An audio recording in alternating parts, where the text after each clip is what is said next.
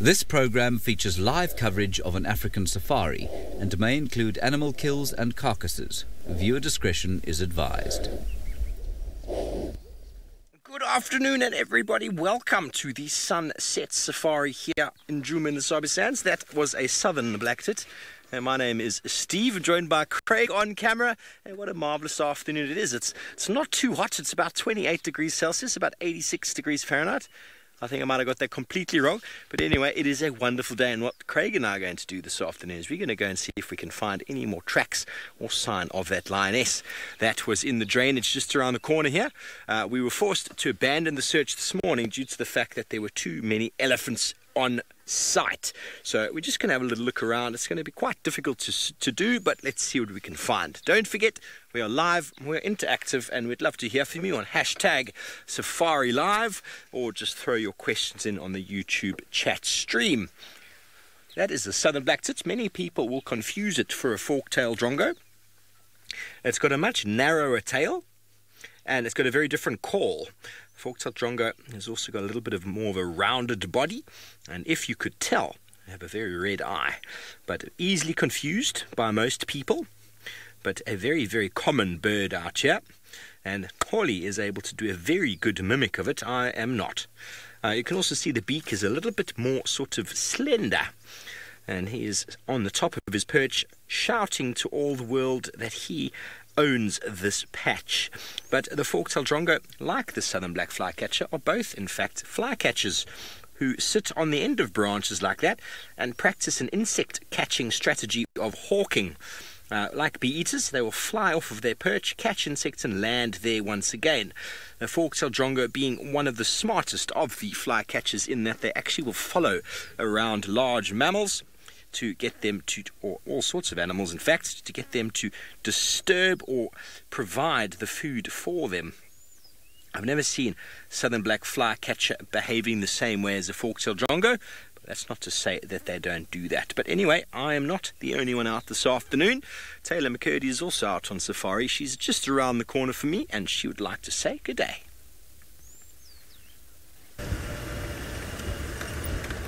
Good afternoon, everybody. Hello, hi there, how's it? Whatever way you prefer to be greeted. My name is Taylor, and on camera with me today is Thenzo.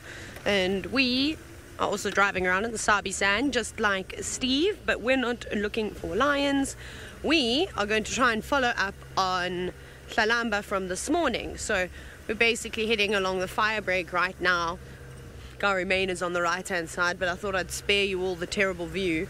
And we're going to basically head straight towards Leadwood Road and the Mulwati. We did stop briefly though at Weaver's Nest Pangolin Track because we heard a francolin sort of chirping away, and well, not chirp, it wasn't chirping, well, it was an unhappy chirp. It was sort of alarming, and it was perched up in a tree, and there was an impala standing dead still for like 5 minutes. Nobody was moving. We couldn't work out what was going on. So we just watched and we listened, and then eventually the francolin flew out of the tree. I couldn't see any raptors around. Maybe it was a small cat or something, maybe like an African wildcat that was just hiding away in the bushes, that most certainly wouldn't want to be seen by us. But anyways, we eventually drove off once the francolin started moving around and started eating. So we thought, well, it couldn't have been that serious if that was the case. Now, whether Tlalamba is going to be in the same spot or not, we'll find out. It didn't actually rain at all, and it wasn't too hot. So she could have stayed perched up on that termite. It would have been a very nice spot for her. Would have been very, very comfortable.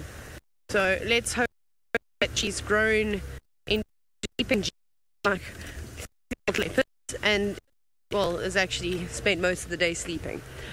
We'll check around for some tracks. I'm just uncertain as to what her favorite spots are. Let's have a quick look, because she wasn't far. She was just on the other side of the Mulwati, between Leadwood and the Mulwati. So she could have turned back and come this way. I mean, there's lots of Egyptian gods for her to try and catch. Speaking of the Egyptian gods, we'll have a quick look at them. They're just on the dam wall. They're done swimming for the day. Just 3 of them. And they're having the most wonderful time. You can see them waddling along. They're very awkward at this stage, though. They're not, oh, they're funny looking things. They're so weird.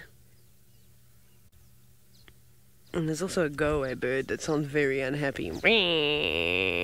Where's Craig? That's exactly what they sound like. I'll never be able to unhear that. You do realize that. Craig is all I hear when I'm in Johannesburg as well. Craig every morning. It's ridiculous.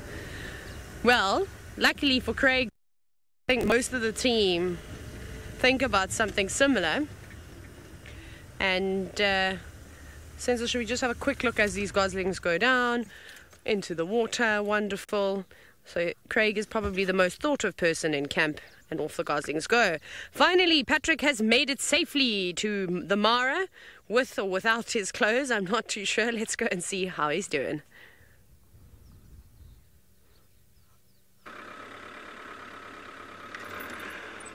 Hello, welcome everybody. It is great to be back. My name is Patrick. Joining me on camera is Manu, and we are coming to you live from the Masai Mara here in Kenya.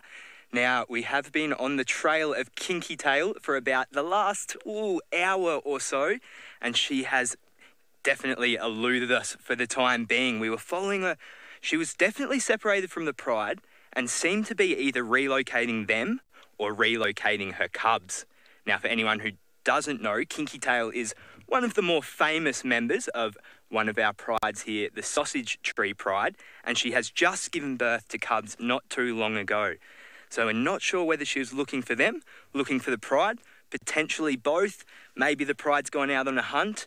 We're not sure, but where she's gone now, we will keep looking.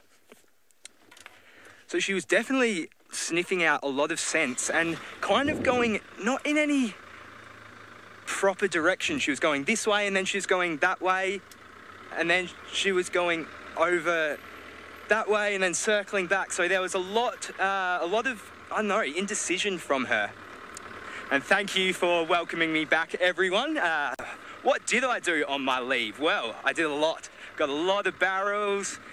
Saw a lot of friends, caught up with some family I haven't seen for a long time, so that was really great.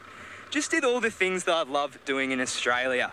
The one thing I didn't get to do, though, was dive. My equipment needed a service. I couldn't really afford that, so I didn't get to dive, but I did do a lot of free diving and a lot of snorkeling. So there was many, many fun times to be had, and I'm coming back feeling very refreshed. It was a long hiatus, 6 weeks. There was a bit of a visa thing that I had to sort out in Australia before I came back, but all is well that ends well, and I didn't actually mind the extra time off.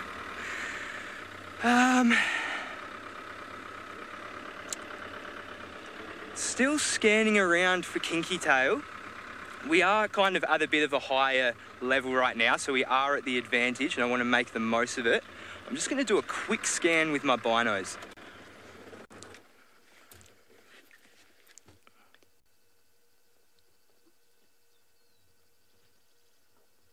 And grass, grass, grass, more grass.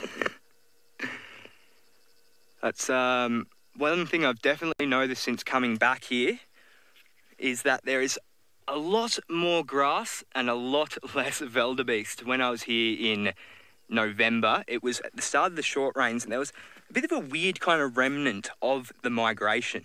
So there was still quite a lot of wildebeest, quite a lot of zebra. And since then, it's definitely settled down. I think I've seen one wildebeest the whole time I've been here in the Mara. Well, I've only been here a day, but still, I saw a lot the other time. No kind sign of Kinky Tail still, so I'm going to continue on my hunt. And I believe that Steve down in Juma is also trying to find a lioness for himself. Welcome back from leave, Patrick. I hope you've had a good one. No diving though, but I'm sure he got up to all sorts of other shenanigans. Anyway, we are in the same sort of boat as Pat right here. We're trying to find a lioness in grass that's taller than up to my waist. So anyway, there were tracks of a lioness who we believe to be amber eyes. I'm not sure. What's the thoughts are Amber Eyes is with cubs, and we think they might be somewhere here in this drainage line. Now, just over here is one of the old hyena dens. On the other side as well, there's another hyena den there. So we're going to sort of have a little look around, listening, sort of feeling our way around. I don't want to be getting off the car. It's not something you want to do, walk into lion cubs with a lioness. It's for the brave, for the real brave, or should I say for the stupid, really. So here, in there, is maybe a lioness with her cubs. So we're going to see if we can find them. So obviously we need to be very sensitive, and the grass is very thick and very tall. And there were lots of elephants here this morning. That's what caused us to stop our search in here, and also due to the fact that it's so thick. It's not ideal. We did track her for quite a bit on that. There's reports of her the other day bringing cubs across the boundary from the other side. So Kimberly, they are indeed elusive. I don't think they're trying to be elusive. It's just the vegetation, and the Mara's had a lot of rain and the grass is really, really tall. So Pat's gonna have his work cut out for him up there. We've got our work cut out for us down here as well. But we're gonna see what we can provide for you. This is ideal habitat for a lioness or a leopardess to have her cubs. We remember in the dry season tracking Tundi through here. It was an absolute nightmare. It was an absolute nightmare. Becky, well, we'd love to be able to show you lion cubs in Djuma. We really would. I mean, this morning I was on a walk with Oli, and I was trying to get him to highlight the fact that the Maras had lion cubs for ages. We really need to come to the party. Because this is here. We're 2-3 minutes from camp. You know, I remember the whole of last year, or should have the beginning half of last year, my first 6 months here, I was blessed with Princess Tlalamba being around camp, being very, well, not right by camp, but close, 5 minutes away. And we spent so much wonderful time with them. And, well, Amber Eyes is a pretty relaxed female. So if we did find her, I think we'd probably be able to view her cubs quite nicely. But I'm really not sure how old they are. One of the dens is just over here somewhere. It's just a little track that takes you in. But this drainage is very, very tricky. Very tricky and can be quite difficult to navigate. But we're going to see if we're going to find.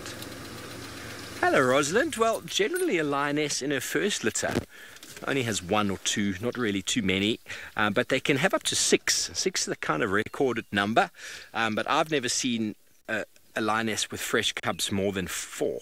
But then in saying that, a pride that I spent a lot of time with in the Kruger, they had enormous amounts of youngsters with them. They were all about a year already by the time I got there, so I wasn't sure who mum was.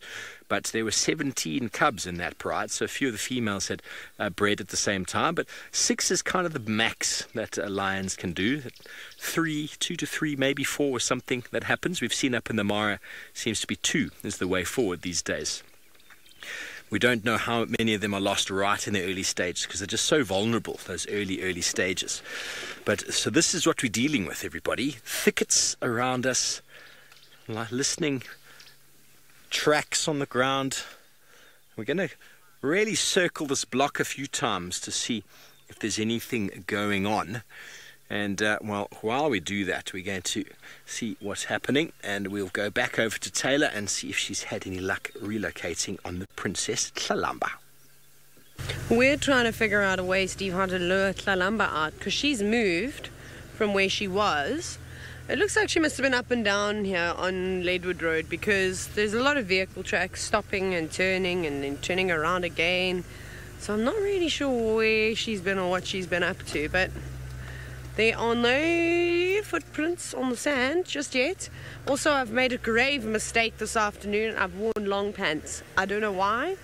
It was like a little bit cold throughout the day. I have absolutely no idea why I wore long pants. It's so uncomfortable right now. I might even have to swing past camp and put shorts back on. Sometimes I'm not very clever. Oh well. It was chilly earlier. Now it's Kirsten, there is not a chance. Kirsten's directing, and she suggested that I get those zip pants. Never.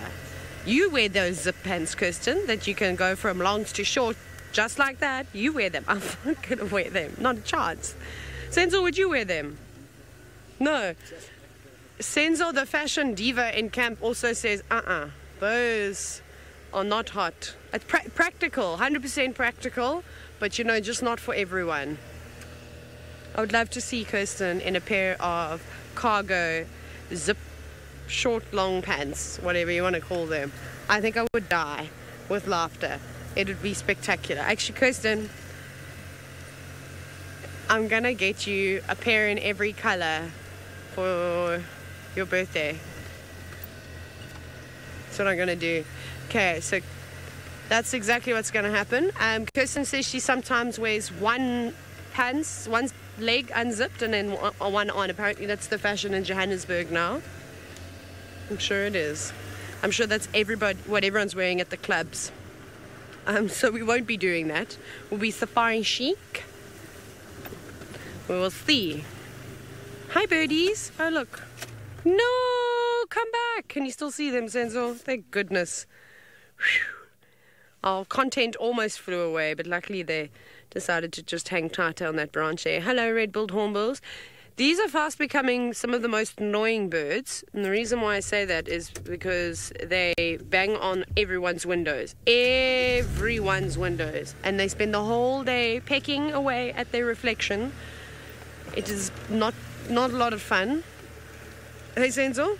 It's not great. Although, they're not too bad. Oh, it's the yellow-billed hornbills in the DRC that go for like 6 hours a day. But I say that I don't normally get annoyed with animal sounds. I know James doesn't like the sounds of the birds. I remember how irritated he used to get down at Sala's camp in the Masa Amara with all the starlings. He used to hate it. It was really funny. I didn't mind. I used to just sleep straight through that sound. Ooh, is it a cuckoo? It is. Land. Hang on, we're going to try and get you a cuckoo. I've been trying to put an African cuckoo on camera. Since we got it, eh? 12 o'clock. Up on that the little shrubby. Behind her there. More, a little bit to the left. There we go. You've got it, center frame. Gotcha. Gotcha. There is an African cuckoo. Hello. I've been seeing them flying around all the time and they keep taunting me. They won't sit still for me to put them on camera. But now finally, we have you. Well, Senzo's got you. I think it's thinking, can she see me? They're funny looking birds, aren't they? Very easy to identify though with the stripes along the breast. Then I wanted to check on my mobile device while you look at that.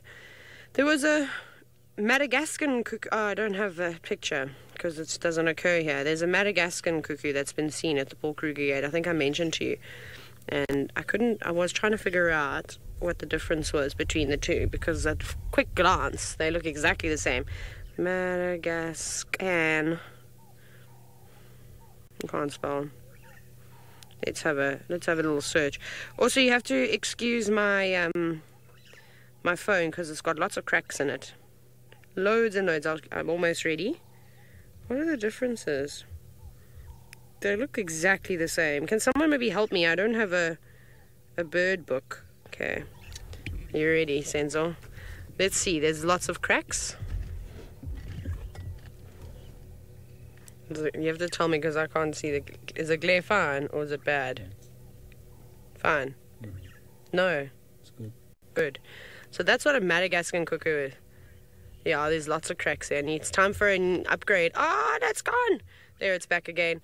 So I'm not sure what the differences are. We'll have to have a closer look. But that's what a Madagascan cuckoo looks like. And very special to see one in Southern Africa. So nice. So yeah, if you're in the Kruger National Park, I don't know if it's still there, but it was apparently very close to the Paul Kruger Gate. Go and look for it. Go and look for it. What are we going to look for if we can't find... Oh, I forgot we were looking for Tlalamba. Tlalamba. Lorena, I love to hate my mobile device, but it has been through so much. I have accidentally thrown it, not on purpose. It has fallen out of handbags, pockets. I've stood on it a few times. It drops a lot, flings off tables. I don't know how it does that. It's magic. It gets dropped on the pavement a lot as well. Lots. I don't know. But it's not the actual screen, it's the screen cover. And then every time I drop it, I tell it how much I appreciate it, that it hasn't completely broken. Although I would like a new phone now. It's time for an upgrade. Mine's 2060. This is also the longest I've ever had any cell phone in my entire life. The first iPhone I ever got, I had for a day and then I smashed it. Whoops, not on purpose, just it slipped. I tripped and I fell, probably is what happened. Okay, Central, where does Tlalamba even like to hang around? Central. But I promise she's not going to be on Central. I think we might go down Cheetah Cut Line and just check if she hasn't gone a little bit further east. Right, we're all doing loops and laps today, looking for lots of wonderful things. Let's see if Steve is going to find a cat before we do. Loops and laps indeed. A Madagascar cuckoo, I would be very surprised. I've never seen one. There's only a few records of them in South Africa. One was of a very confused male that stuck around in Korongwe area to call, but there was no female replying, so I don't know how long he will last with that sort of behavior. But if indeed, then that is an incredible sighting. Definitely on my list to see. But we're still continuing on around the block here, just trying to have a little look-see and a listen. We've just come from Gallagher Pan, where if the mother, we're thinking it's Ambars, not 100% sure. We haven't seen Ambars with the Pride for some time. So maybe it's her, it could be one of the others. Maybe the youngest lioness, or youngest adult, not 100% sure. Maybe going to have a drink. So there were no tracks going to go and drink, but there are still some puddles. Kermie, I don't know if I want to be putting the odds on if it is Amber's cubs or not. If it is indeed hers, she hasn't had a very good run last year. She really didn't do very well. But maybe she's changed. Maybe she, in this new year, she's got more, you know, sort of goals she'd like to set. And maybe the rearing of one cub at least is one of those goals. I don't know. We didn't see any of the cubs last year. We don't know where she left them. Don't know where she left them. So they were on Simbimbi Larathu's side, if I'm not mistaken. And well, the stories were that they didn't survive. Me and my lapel mic, Kirst, is a real problem. Try not to dance too much in the seat. Is that better? Craig, are you getting some static there? Static? Sorry, everybody. These microphones come down our back and then are attached to our body. And we've got to try and not move too much, which is impossible for me. Okay, so we had our tracks here this morning. The last set of tracks we had were around here. And so she went kind of down this way. There's a 2-track coming up that's going to take us into the drainage, where one of the, there we go, there's a track there, where one of the hyena dens previously, I never saw it active, but definitely is an old hyena den. We're going to just poke our nose down there and see if maybe we can find any more tracks. But she definitely walked along this road. The rest of the pride had walked the day before, and their tracks were a little bit ahead of hers. You could tell by the freshness.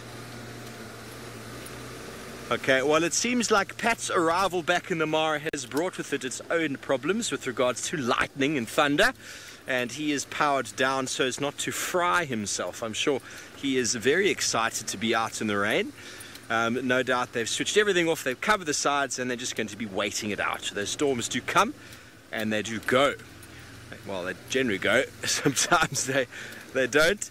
But they come out of nowhere, those lightning storms up there. And bearing in mind we've got a very big aerial in the back, and if you do stay powered up and the aerial gets shot, and well, you could potentially have all sorts of damage and injury to yourselves and the vehicle. So we'll let Pat sort of hang out there a little bit more. Okay, so 2-track is coming up in a moment. if I haven't already missed it. The grass has grown very, very long. So these little accesses are a little bit sort of washed away or grown away.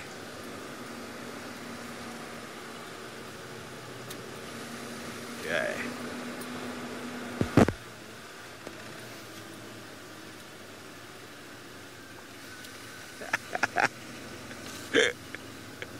Chris, I think you know the answer to that. Chris, I'm not going to try a marula coming out of an elephant's bottom today or tomorrow. And I fear that within a week there will be no more marulas in elephant poo, so it'll be done. I won't get the opportunity. So sad.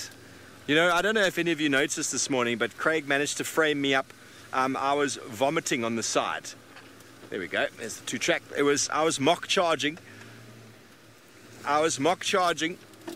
And I couldn't watch anymore. And then some of you lovely people posted some photos of the before, Holly's face, and the after of the fruit as well. And that just brought on a fresh bout of me being unsatisfied with my breakfast. So, no, Chris, I'm definitely not going to be trying a marula fruit. And if Taylor is keen to try to do it again, she probably just needs to step out of her car and grab some from the fresh manure that no doubt is going to be surrounding her car from the elephants she's just found. What, and reach up and take one straight from an elephant? Next year, maybe, Steve, next year when I'm big and strong. We've got some elephants, but I don't know if they're going to be here for much longer. I hope they stay because we're on Gowrie Main at the moment, so they could cross into Little Gowrie. Please don't cross. And half of them have already gone in. Just stay here. Wonderful. Are you ready, Sens? I'm going to go forward and get you a much better view because these ones are going to have a mud bath. Yay, mud bathing elephant. Let's also have a mud bath. Elephants, I need to cool down. I've got long pants on. I made a mistake. Run, little one. Hi, Mom. Don't be cross with us, please. I just want to watch. Just want to watch. I know it's weird, but I just want to watch. Hi, girl. Hello. No, they're not having any of it. I think they want to go to the other side, rather. No. Go to Baboon Pan, then. You can have a whale of a time, or an elephant of a time. You can do that, too. Very indecisive. Oh, that was sad. Oh well. Hopefully we'll find lots more elephants today. Can you help me search for Tlalamaba? She only weighs about maybe 30 kilos. No, not even that. Probably like 20 kilos. She's got spots on her. She's got ears, nose, very long whiskers. Have you seen her anywhere? No? Okay. It's having a bit of a scratch of the ear. And off they go. Darn. Senzel, where is our content today?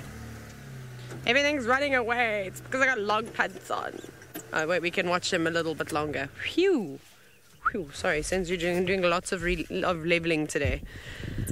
Oh, no, there they go. So they might pop out again at Baboon Pan. I'll keep my fingers crossed that they go there because it's nice and open and there is a lot of water around. And it seems to be a favourite spot at the moment for the elephants to have not quite a wallow, but just a mud spraying session, which is always fantastic to watch. It looks like they've done that earlier today, though. It's slightly dried on their backsides. All nice and crusty.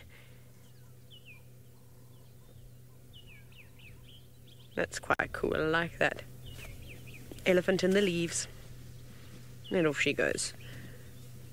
Straight through, no problem. Oh, she's picked up the pace quite a bit. Maybe she had a bit of a speed wobble. There's a couple of little ones in there too, which are very sweet. Oh, there's a bit of a drop. I also hope that I can see Daryl or Fang before I disappear. That would be really nice. What happened, little elephant? Did you topple over? There's a serious drop there. Maybe an old wallow that's dried up and now filled with grass. Okay. I don't know if Daryl will come back. Actually, I don't know where Daryl is at the moment because Shannon, who used to work at Earth Lodge, she was the one that was always posting pictures of Daryl, but she doesn't work there anymore. So now I don't know if anybody loves Daryl like we used to love Daryl. I'll have to phone Candy, my old tracker, and ask him to let me know when he's around. I think that might be the only way. Or if he climbs up onto the roof, he's sure to make papers. Funny elephant, that. Okay, we're going to come back here. Oh, a daycare. I'm really surprised we have... No, come back! Ah. Sorry, everyone. This is going to be my luck today. I am the queen of the animals disappearing like this. Going to be one of those, I see. Ha-ha! Challenge accepted, animals. I will show everyone. Kirsten says, awesome sighting. It was spectacular. It was the best daycare sighting I've had in my life. The longest one, too. No, tell me, Kirsten. I didn't even hear what you said, but you said you're on...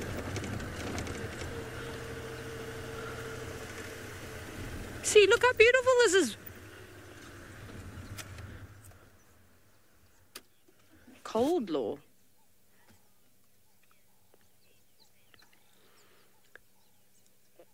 Cold or coals? And why is it called that?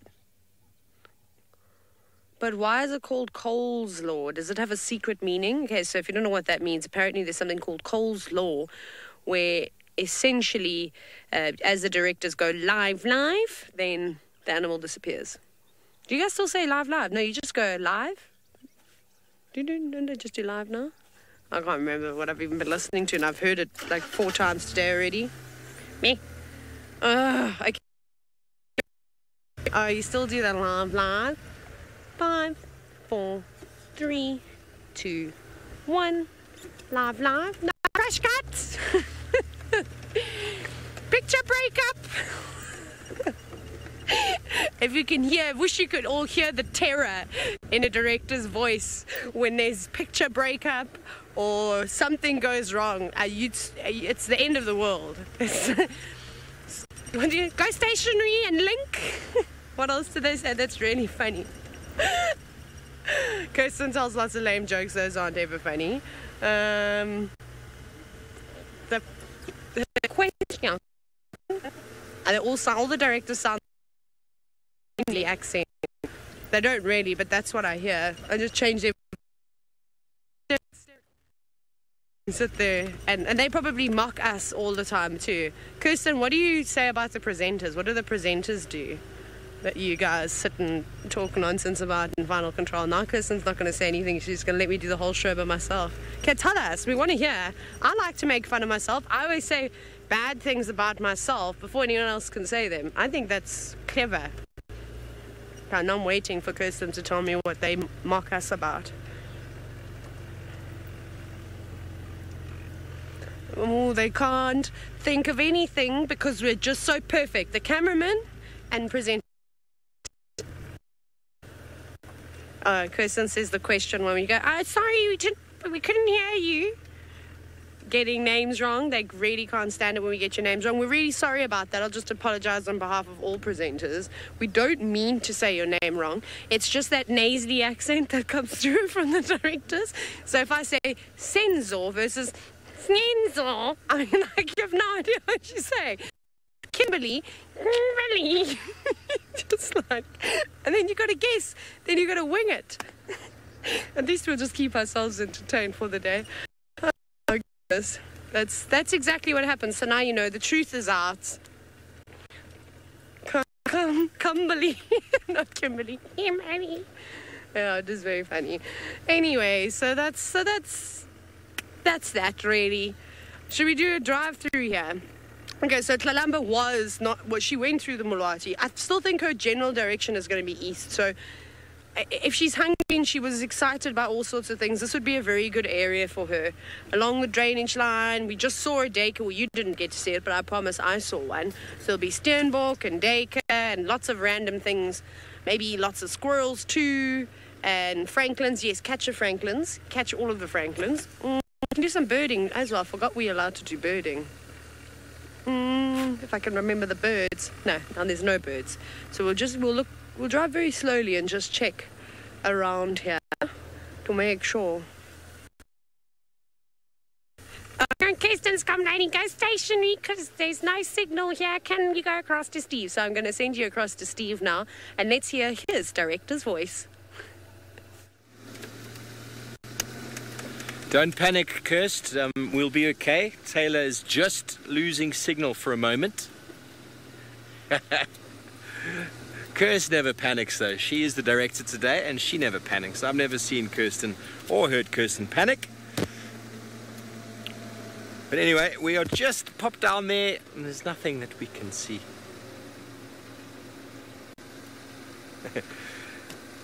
Taylor wants me to mimic what a director sounds like in my ear. I'm trying to think who's panicked lately. Craigo? Who's panicked lately about signal? Faith doesn't panic. She's quite calm. Megan was always very calm. Kirsty is very calm. It's possible with some of the new directors there might be a little bit of panic because just they're trying to get their head around all of these things. So I'm not gonna there's some elephants over there. I'm not going to pull any names out because, you know, it is a difficult job. I don't think I could do what these guys do. And suddenly you with someone that starts going all static and then look, there's going to be some panic, of course, unless you're as cool as a cucumber like you, Kirsten. Not everyone, I'm afraid, can be as cool as you can. Okay, well, we're just going to go around the corner here. There's saw some elephants there in the drainage where we just were by that hyena den. It's just so thick. I'm not even chancing getting out even for a moment to have a look there. We're going to have to try a little bit harder on foot one day. See if we can find the tracks coming in or out, or even just a more positive area. But then, as I said once again, there's more Ellies here doing their thing. And the bush, as you saw with Taylor's elephants just now, just swallows them up. So if the bush can swallow up an elephant, can you imagine what it does to a lion? A lioness, for that matter, with little cubs. Impossible. And potentially dangerous. You notice we use the term potentially dangerous because it's only potentially dangerous if you decide to go in there. They're not dangerous animals. They don't want to be dangerous, but you corner a mother with her cubs. You corner any of you ladies back home who've got kids. You corner one of your kids and you know what's going to happen. Am I right? Indeed. But no one would call you dangerous, would they? But a mother with youngsters is potentially dangerous. Indeed. Indeed. I've never had any kids of my own, so I don't really know what that feeling feels like, to have that all-consuming need to defend your offspring. But Amber Eyes is a formidable lioness. She is a very big girl. And for the most times, she's also one of the lionesses in the Nkuma Pride that gives you that funny look. Normally, anyway. Hello, Eloise. Well, we're going to assume that the cubs are from one of the evoker males. I saw her mating with Blondie, but then she probably mated with more than one. Mated with all three of the brothers. She didn't mind. She just did what she wanted to do. So Amber Eyes was mating while I was in the Mara, and then I came back and I got her, I think, on one of my first or second drives back, and she was mating with, I think it was the blonde male, and that was near Chitwa. But other than that, I haven't seen her with any of the others, but it's not uncommon for the lionesses to have more than one of the males. We saw that with the Sausage Tree Pride, with the Eldonio Payak males. They most certainly sort of moved around, the two males, one at a time, different days. It was very, very interesting for me to see how long the tree climbing lioness was actually mating for. Or it was Kinky Tail, actually, when I got to the Mara. She was mating for 2 solid weeks, which I've never heard of. You know, you can read anything you want in the book and you can study whatever you like. You see, the elephants have disappeared. Study whatever you like, and the lions or the animals in the wilderness will surprise you. So we had some elephants in the distance, but now, as you can see, the bush has swallowed them up. Craig's going to see if he can frame something there, but it's very thick. Very thick. We long for the grass and the trees to grow back again, and then when they do, just like the woodland kingfisher's arrival, we can't wait for them. And then when they're here, we're like, okay, enough of your noise. You can go away now. But now the grass is very long and the trees are very green. And the bush is looking very, very healthy, I must add. I must add. Okay, so I've been driving very slowly around this block, trying to see if there's any signs or activity coming through.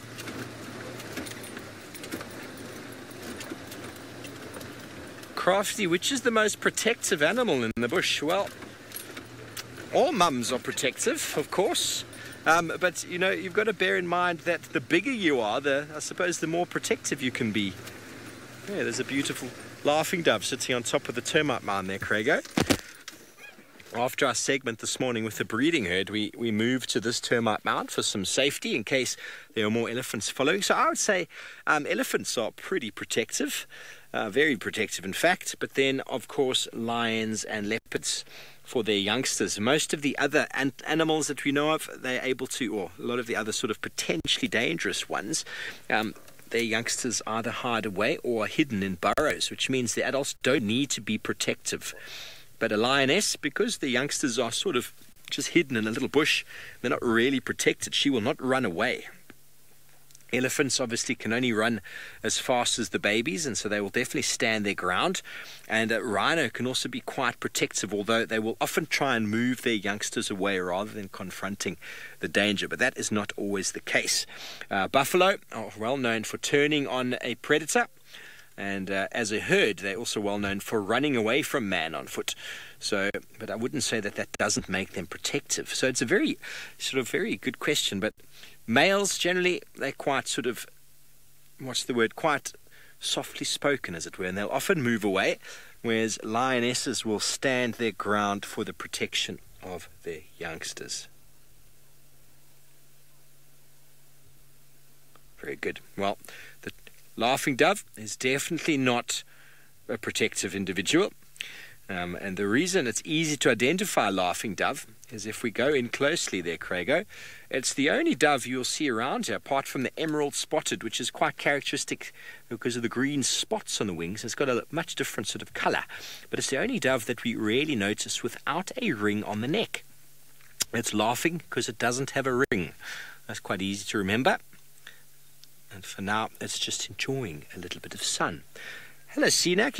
No, doves actually feed on seeds. They're exclusively seed eaters, and they normally walk around on the road feeding on seeds. But I think this one's just rather enjoying the view right now. I don't often see a dove just perched on the top of a termite mound, just doing its thing. I mean, I'm not saying that they've never eaten termites. It's possible that they might from time to time, but I've never heard of a dove eating a termite. Many of the seed-eating birds that we get will actually feed their chicks insects in the beginning stages to give them moisture.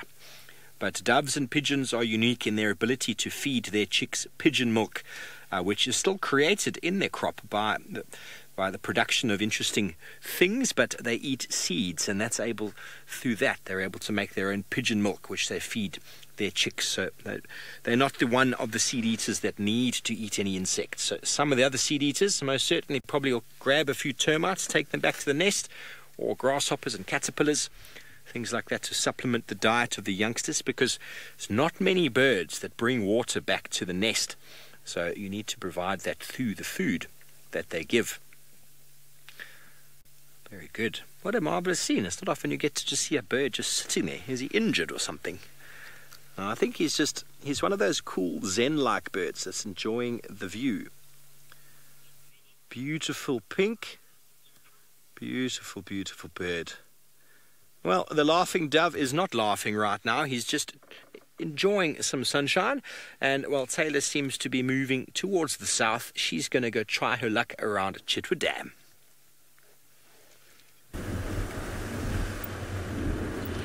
So Kirsten has put on an accent now, but the funny thing is she still just sounds the same. So little Leo Smith, aka Dylan, sent me a message about elephants and Chitwa Dam.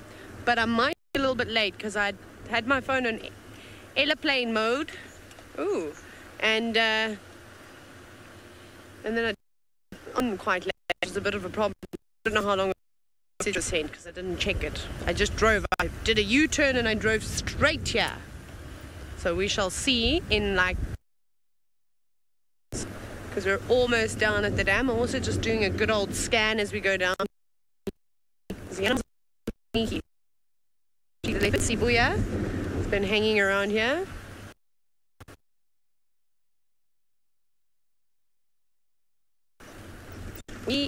Although she actually went was traversed. I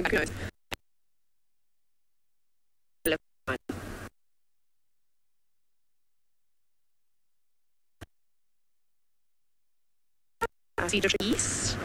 I see marula trees, but not even an elephant.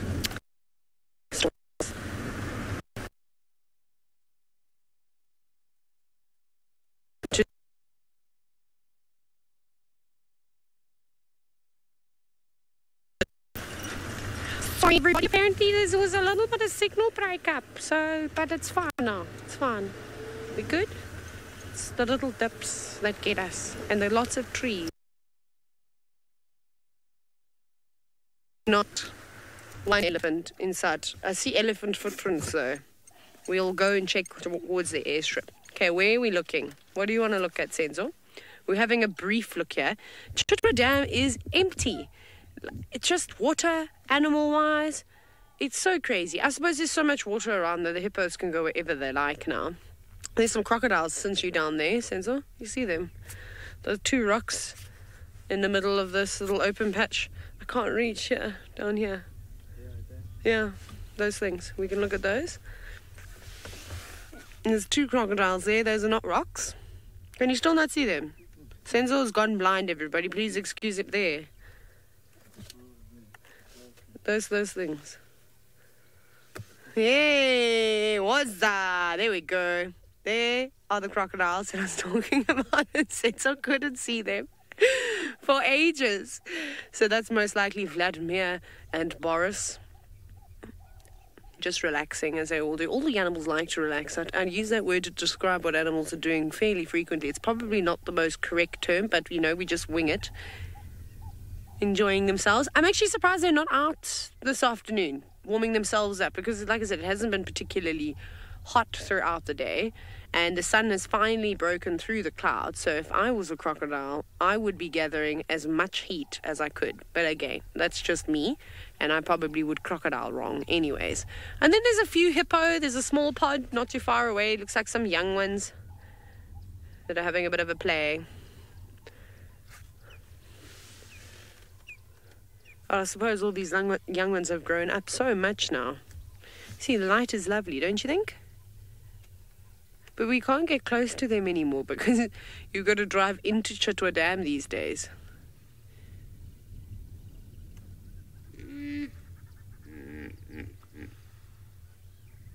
That's what I was waiting for, that sound. Disappointing, only one hippo wanting to sing his beautiful song. Oh well. Okay, Senzo. We are going to continue. What are we going to find? We're going to look at waterbuck next because they're walking on the dam wall. Let me just check down here. So there are elephant tracks, but where did they go? This is lots and lots. Oh, look, marulas.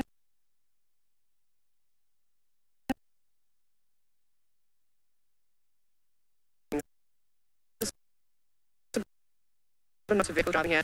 Okay, I don't know where the elephants have gone, unfortunately. We will be stopping a little bit further forward, like this, so we don't scare the waterbuck. Still give them ample opportunity to climb down and do whatever waterbuck do. Very, very nervous. Little ones not too sure why everybody's stopping. Adults not convinced. What have they done, Kirsten? Whose name have they changed? It's obviously going to be a big story. Oh, look how little that one is. You're not even fluffy.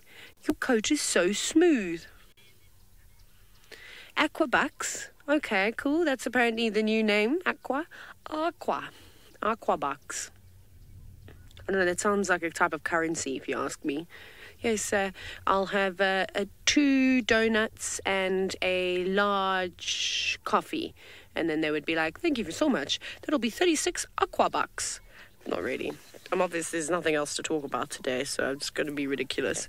Please excuse me. It is Sunday Fun Day. Whoop, whoop. I hope you're all following Instagram, by the way. Check out at SafariLive official's Instagram page.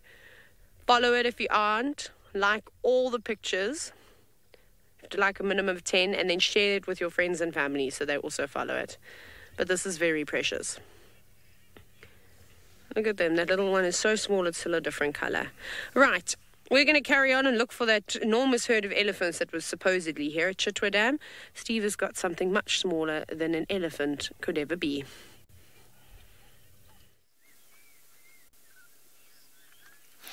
Everybody, we found some butterflies mating.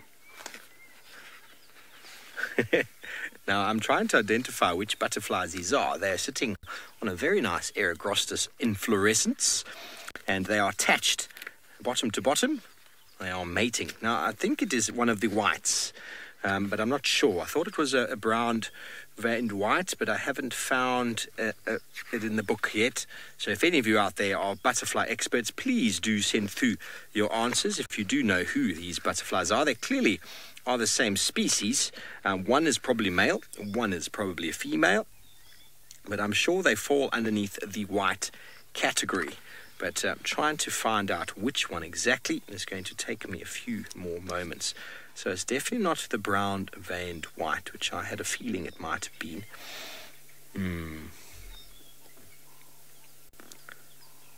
African common white, it could be. It could be. There's such similarities in a lot of these butterflies in the book that you've got to know exactly what you're looking at. So it possibly could be a African veined white or a common African common white, but I do stand in everyone else's opinion. If you have any ideas what butterflies these are that are mating there, let us know. #SafariLive. Well, there's another one. Meadow white is a very common butterfly found across the country. Potentially could be, but I don't think so. I wonder if any of my butterfly experts are watching today.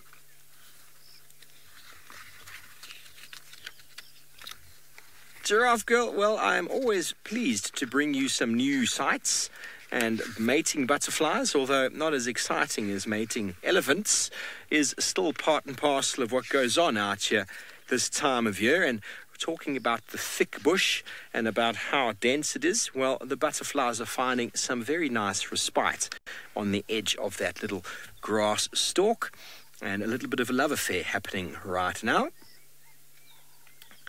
But I'm not sure who it is. Definitely a white. But which white, everybody? Help me out there, if you don't mind. No guesses yet. Okay, so maybe a meadow white, although it doesn't have the same orange to it. Pinky, you reckon African common white? It was one of the ones I think I said initially. African common white. It just, the male doesn't seem to, or the male does actually seem to be there. Let's have a little bit of a read here and find out. Often in the same migrating swarms as the brown veined whites, male resembles the brown veined white. So that is very possible. A female and a male mating. Very, very good. So the female is white and the male has got the yellow. But every now and again you'll find a female that's also got the yellow. So it is one of those things, everybody. Take your screenshots. We'll make sure that we tag the experts in there, because I must admit, butterflies are something I'm still working on. James Richard has commented and said the African common white. Well, sir, I do know you know your butterflies quite well, and I'm super excited that I was able to actually get that in a list of 3.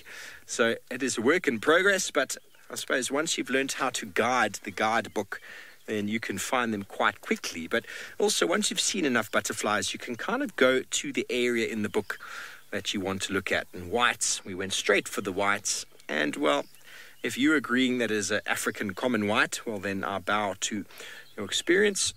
And very, very nice. I wonder, James Richard, if it is a new species for you. Probably not. But have you all seen them mating before? Because if not, well, there we go. Brought to you right here live on SafariLive. I wonder, Kirst, should we do a little broadcast here to the world? I'm only joking. I'm only joking. The only action here is between the 2 butterflies.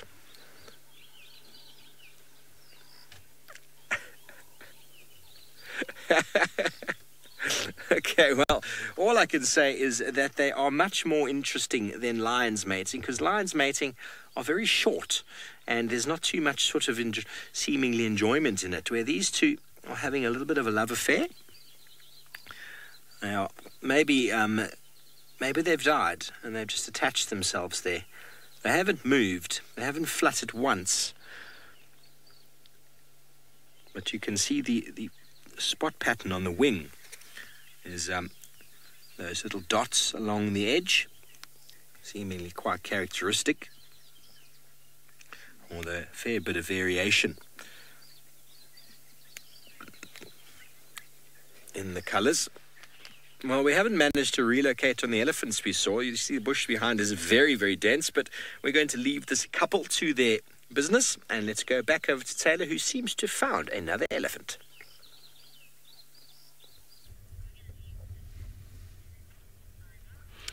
Look what we found, an elephant that's got its bottom facing us. Oh, lovely. So I did not find the enormous breeding herd that was supposedly here. But what we did find is a single bull going straight towards Chitwa. Oh, I'm being summoned on the radio. Standing by.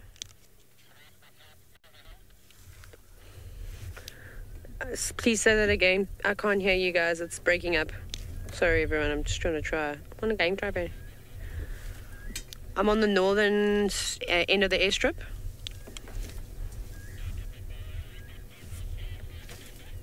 Yes, please. Copy, thank you very much. Sorry, everybody. Pardon. Game drive radio sounds so weird. Everyone sounds like robots. See, the robots are taking over the world. Child of the Universe told us this morning those robots were... if the robots were going to take our jobs away. Anyways, this elephant is not a robot, it's a real living thing. And he's a young bull. He's lovely, not unusual to see him on his own, of course. And he's just munching away. Not being obliging to us, though. Can some of the animals please just be kind? Hey, Senzo? And just nice for you to film, easy. Because now he's just hanging behind the bushes. And I can't go the other side because he's going to be right up against the fence. So we're going to have to leave him. Bye, elephant. It's very nice of you to do that to us. Very mean. Oh, it looks like Chitwa's going to be having a bush dinner. Shall we go and look and see what stuff they've put out? This is my favorite thing. If you're wanting to come on a safari, Chitwa is a lovely place to stay, and I'll show you why. They do airstrip dinners. No, Kirsten, you don't get favors anymore. You live in Johannesburg now. Let's look. This is my favorite part. They do amazing things. They've got a pizza truck. They have cool sundowners. Their snacks are really nice. This is first-hand experience.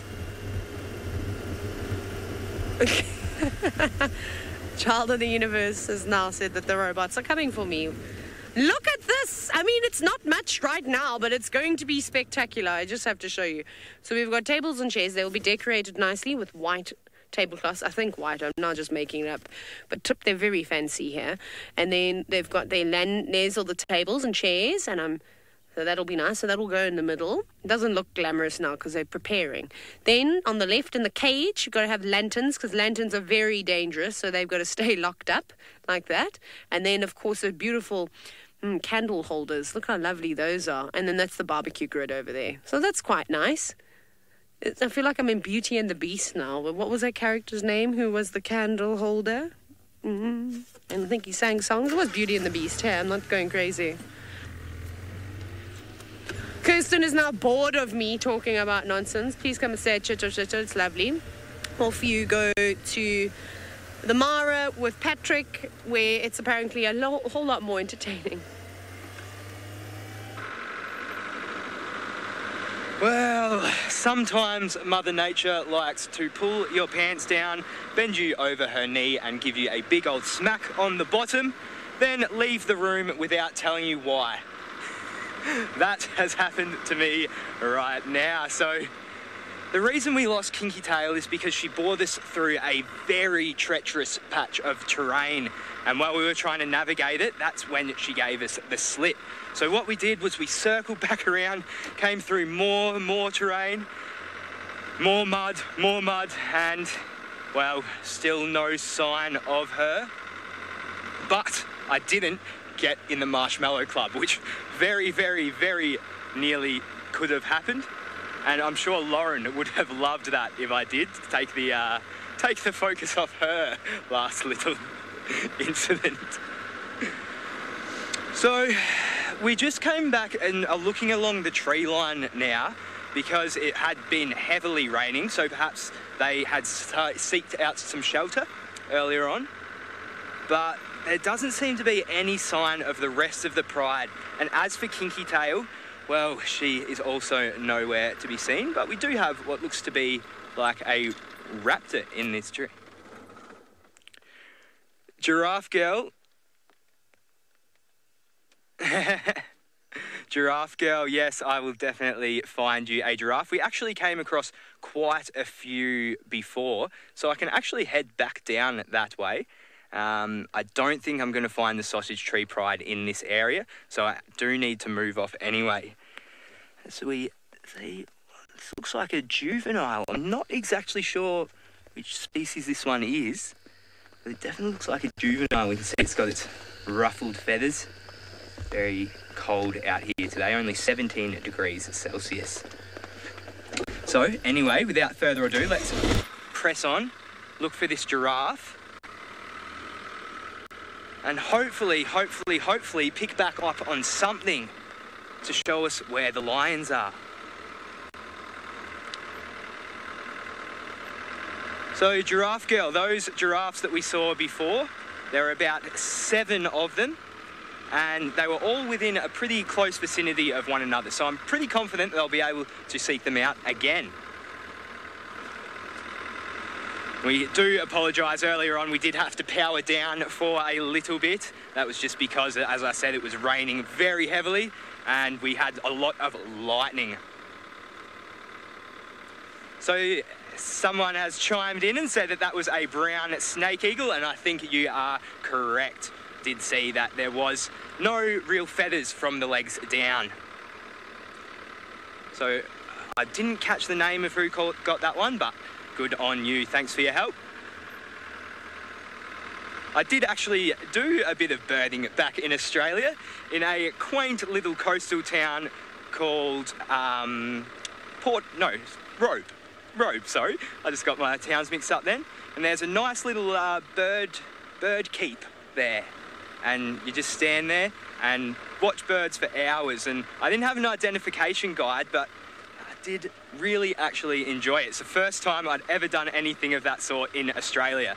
So I have SafariLive to thank for that. And it appears I also have Lauren to thank for identifying that bird. So thank you. But yeah, it was also amazing just to see how much doing this for SafariLive has actually changed my perception on Australia. Going back there, I'm really taking notice of a lot of things that happen on land. Obviously, I'm quite familiar with what happened. Sorry, I'm just going to go back and make another turn. Quite familiar with what happens in the water in Australia, but not so much on land. So to really see these little interactions between all these species that I never would have even thought of picking up on in the past, it really added a whole new dimension to my trip back home, focusing on land as well as water. It was really great.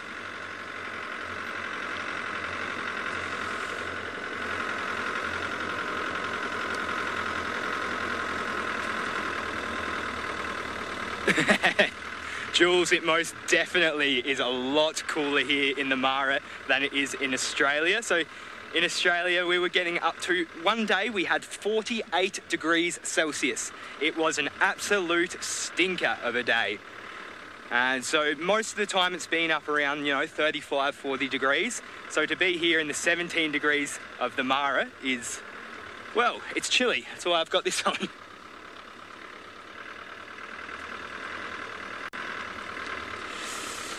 Well, still no sign of lions and still no signs of anything else. So I will race on to find these giraffes, send you back down to South Africa with Steve and the poodle.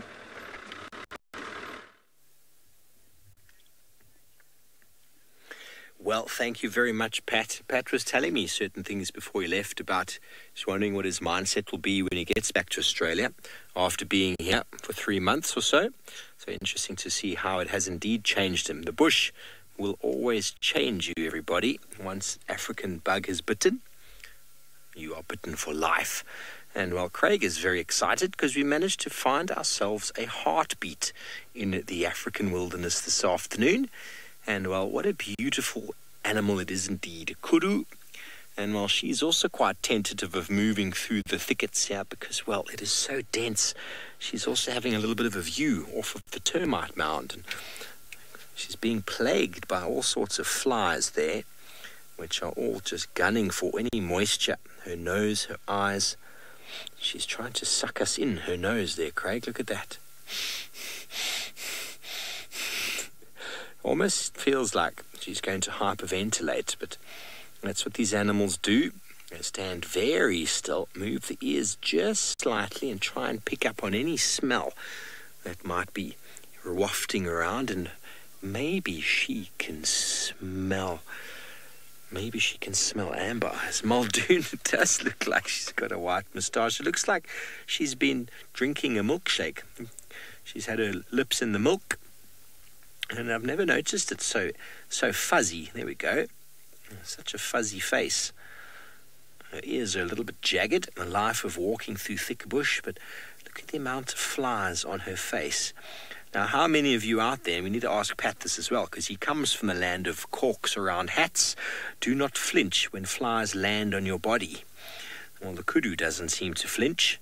Stefan Winterboer here doesn't like flies at all. How about you, Craig? Craig's not a huge fan. So how many of you can stand deadly still as flies crawl over not only your body but your face? Well, if you're a kudu, you need to. Any sudden movements give away your very camouflaged position. I can't stop looking at those lips now, Muldoon. Thanks for pointing that out. She's definitely dipped her. I don't know if any of you have been on a farm and milked cows. My grandfather used to have a cattle farm many years ago, and we used to drink the milk straight out of the bucket after milking. It was warm and foamy, and, well, it used to leave a mark like that on our lips.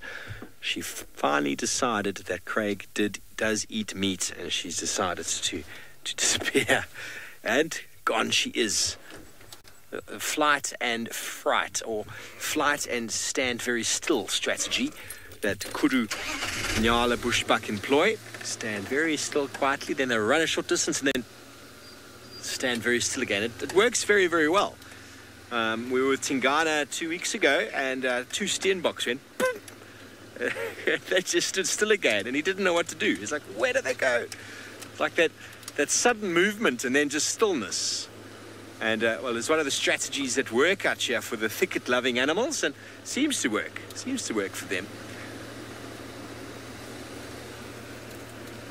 Anyway, we're going to continue on down here. We've given up on our search there for that lioness with her cubs. It's just way too thick. So we're going to do a few concentric circles. So we're going to do some concentric circles as we move away from that area.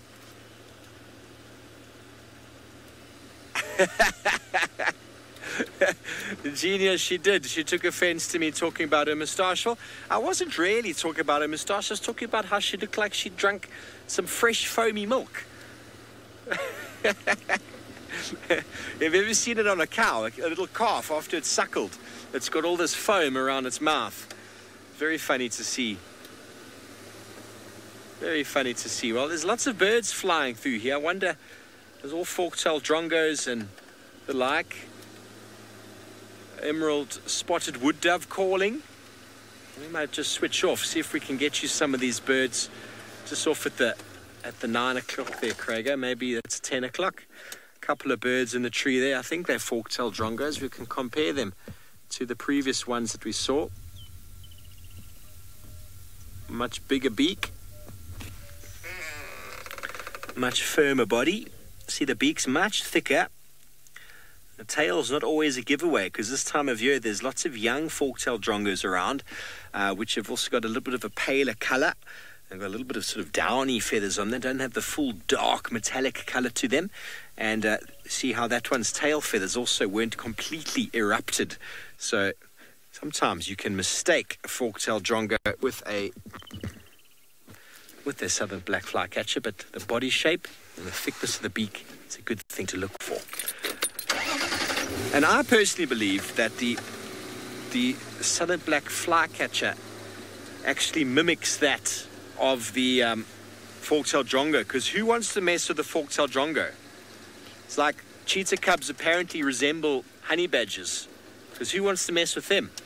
Nobody does. Nobody does want to mess with them. So, bird in the road, just to compare to the laughing dove before, here's clearly a ring-necked dove, a Cape turtle dove walking in the road. And you see he's not laughing because he does have a ring on his neck. Walking around feeding on seeds. And one of the interesting characteristics that seed-eating birds have is they've got sort of a polarized lens on their eye, which enables them to actually differentiate between seeds and sand grains. Obviously, they will still ingest a few sand grains to work in the gizzard for the breaking up and the crushing of the seeds, but they're able to see the difference in the reflection of a seed versus a sand grain, because obviously sand grains are a bit more shiny. They're very, very small, but they do have a sheen to them, and so they're able to discern the difference between them, which is very, very interesting. There we go. Walking. A lot of walking is done by these individuals.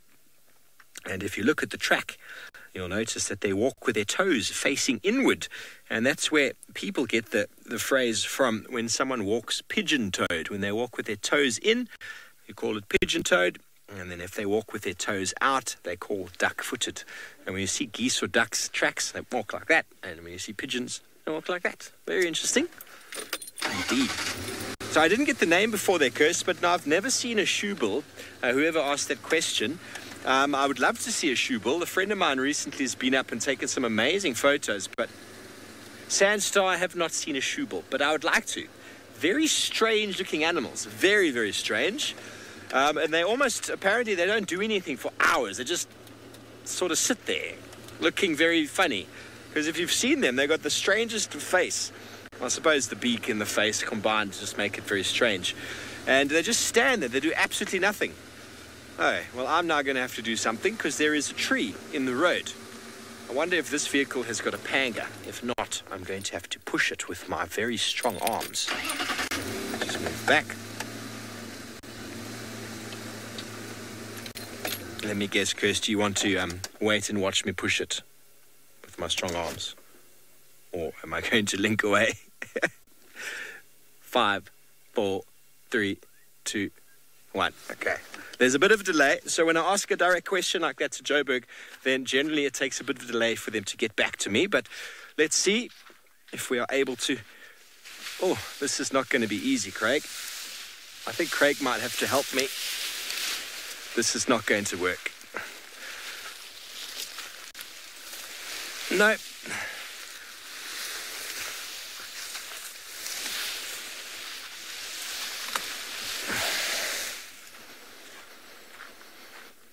Not so strong after all. But if we don't have a panga, which we don't have in this vehicle, we're going to have to just make a little detour around it. I do apologize, everybody. We will address this. Sorry, Craig? Okay, well, while we get around this obvious roadblock in the road, let's go back down to Chitwa area with Taylor and see what she's up to this time.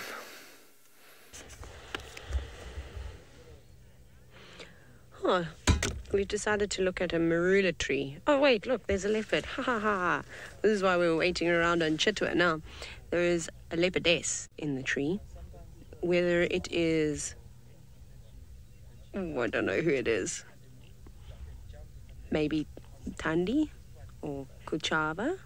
I can't see the other side of her face, though. I can just see 3 spots on the left. But either way, both leopards, both mother and daughter, have 3-3.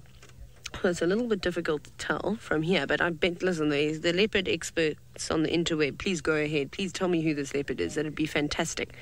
But I'm going to go ahead and say it's either Tandi or Kuchava, but it's difficult to see from here. We're right on Gari Main as well, so could be Kuchava, could be Dunedin. Both have their territories around here. Don't think it's Sibuya though. She's what, 5'5", if I'm not... No, that's Shidudu. I forget.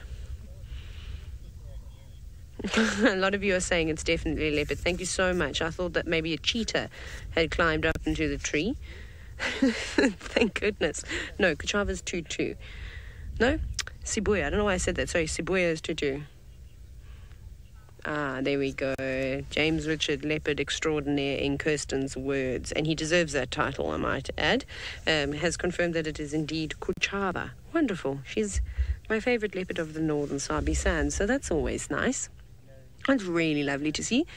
The last time I saw Kuchava, I'm pretty sure she was the leopard that we drove past. Do you all remember that? Remember that one time I drove past the leopard live because we were too busy not concentrating? We were looking for a leopard because a leopard had run across the road. Then we found another leopard elsewhere. Huh, that was a good time. That was one of my fondest memories, said no one ever. Well, everyone says that except me. But very cool to see. But, of course, fast asleep. And what a fantastic place to have a rest, though. Up in the tops of the tree of a marula. Paws just dangling down. We will reposition at some point. So I just wanted to sort of start here, and then we will work our way around. But it would be nice. If she opens her eyes and looks towards us, we should have a good view, which is fantastic. There are not a lot of flies up there, though. You can see she's not really twitching her ears at all. She doesn't seem too bothered. And I can't tell you how the flies were bothering me today on my walk. What she does have, though, is a couple of ticks on her that you can see. Star, yes, she is making me sleepy too. I agree with you. There we go. Now she's woken up a little bit. Maybe she's just gone, oh, people. Okay. She'll probably do No, I'm going to do a yawn. She is making me tired. Just sitting here watching her like this. But pretty awesome to see. No. Hopefully she'll wake up. Maybe go have a drink of water. Go all the way down to Chitwa Dam. It's actually been a long time since I've seen a leopard at Chitwa Dam. I think the last time that I saw a leopard was Hosanna. Oh no, we saw one with Jerry, but that was on the other side of the dam. Anyways, we haven't seen too many leopards frequenting the dam. Hosanna seemed to love it. Tingana loved it at one point. Not too long ago, apparently had a cool sighting of Tingana eating fish. That's nice. Very, very nice. Everyone likes a bit of sashimi every now and then. Apparently Tingana does too. That's quite cool. Was he quite thin, or did he just... I suppose he would have just come across the fish from the fish eagles, maybe not completing a meal. And I think we often forget that leopards are particularly big scavengers too. They'll take whatever they can get. There were a whole lot of fish that had died, and there was a leopard and a whole lot of hyena as well. That'd be really funny to watch a hyena eat a fish. I mean, it's one thing. We sort of put a cat and fish sort of 2 and 2 and feasting upon one another. I think that's because we've got domestic cats. But a hyena eating fish, that's so fascinating. I wonder if those fish had died because of the sort of putridness of the water. Remember I told you that one time at Earth Lodge when I was working down at Sabi, they had to actually clean the dam because in the drought all the hippos were defecating in the last remaining water hole, and it was terrible. There were way too many hippos for that small water hole, and all the urine and all the feces, it just killed all the fish. It deoxygenated the water. I think every single organism in that dam died, which was pretty sad. So they kind of had to go in there and clean it all up. We didn't have the hyenas and the leopard to come and do that for us. You had to scoop it out with pool scoops. It was really bad. And then close that dam off for a couple of months to let, or maybe it was 2 months, to let it sort of stabilize. And then we opened it back up again. And then there hasn't been a big drought since. So those are, of course, extreme conditions. That's so sad to hear. Lots of catfish in that dam, though, so they'll be fine. But nice to see a leopard in a tree. Funny enough, it's something that you actually don't get to see all the time. Everyone thinks, oh, I'm going to go to Africa and I'm going to see a leopard in a tree. No. Christine, who is a new viewer, hello, welcome, welcome. You've asked if this is the leopard with cubs. Kuchava had cubs, I think another set of cubs, but no one has seen her with them, I think, for a long time. I think they suspected that they've died. But I think the leopard you're thinking of is Shidulu. So she doesn't hang around here. She hangs around a little bit further towards the west. And so it would take probably about 25 minutes or so to drive down that side. So Kuchava is a leopard from this area. She hasn't moved too far away from home. Her mother's name is Tundi. Maybe you've heard of the name Tundi. We speak about her often. And Tundi's had quite a few cubs. Maybe you've heard of Tamba. He's been wandering around. Actually, I don't know where he is. Maybe Singita, Londolozi side, somewhere around there.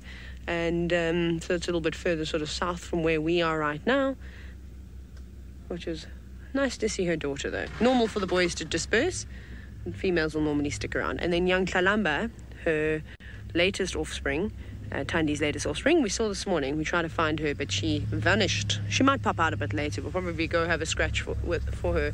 Because unfortunately, in a sighting like this, we're not going to be able to stay here for particularly long, because there are going to be lots and lots of people. I don't know how busy or quiet it is. We'll see. We were on a standby 3, so 6. I'm the 6th vehicle that has already, gone through the sighting, and so we'll have to, I suppose, take some turns and see how it goes. But very, very cool. It's kind of an iconic thing to see a leopard in a tree. And when we do reposition, so should we reposition quickly? Yes. Let's steal a space. I've been very polite today. Look at me go. We're going to go in this road here. Meow. I'm going to just try park. No, Kirsten, I'm never polite to the directors. Don't be ridiculous. No, don't stall in front of the people. Don't stall. Stalled. That's why I was supposed to park, just like this, to get a different angle before we decide to get silhouetted sunset shots. Yes, Kirsten, I've stalled. Everyone is laughing at me now, but it's fine. Whatever. I made it look like professional. Professional staller. See, Kuchava didn't mind. She didn't laugh. She respects the fact that it's difficult to drive. I was going up a very steep hill, just to be fair. Hey, Senzo. And Senzo had a big lunch today, so now I'm joking. Oh, she's got her head up. How amazing. That's fantastic. Senzo, I'm just trying to think where we're going to park, because I also, I don't want to get too close to the other vehicles, because otherwise we're just going to hear... I suppose then I can take photos and blame it on everyone else, hey? Yeah. Oh, I gave away my secret now. So we will reposition, but I'm not going to do it while we're live, because it's going to take some serious navigating to get into the perfect spot. Kirsten says she's going to tell James on me. That's mean. God, don't tell James. He'll get rid of me. Oh, you know what? We're going to lose our spot, because there's this other person that's coming in. And they're going to take it. Who is it? Ugh. Yeah, we'll have to wait, because it's going to be very crowded. It's a sought after spot, that, but it's okay. It's like my dream shot to get a leopard silhouetted in a marula tree, and I've only been guiding for 7 years, so maybe in another 7 years' time I'll have that opportunity. One day. Oh well. At least you can see her tail now, so that's good. You can see she's still got her tail, in case you were wondering. Oh, thank goodness. Steve has managed to find something else. It is, however, not of the feline kind, but a creepy crawly nonetheless.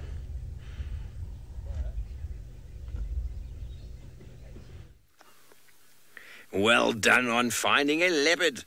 I always like it when one of my colleagues finds a leopard, because then that means we can talk about caterpillars and leaves and things. I'm just going to try to show him to you again. He's now been so accommodating until now, and now that you've come to us, he's turned around. There he is.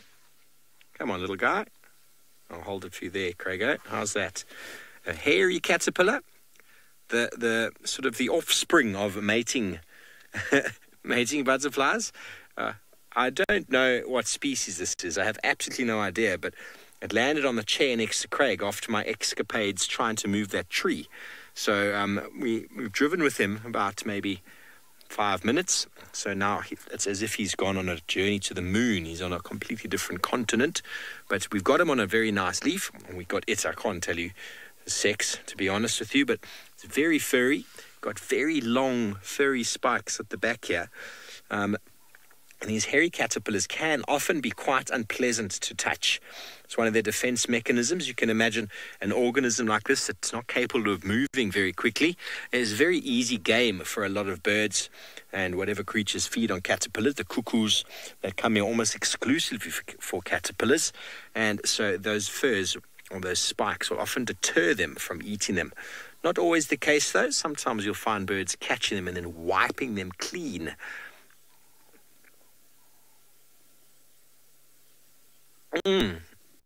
Paula, you want to know if I can tell a butterfly moth? I'm really not ever too certain about these things.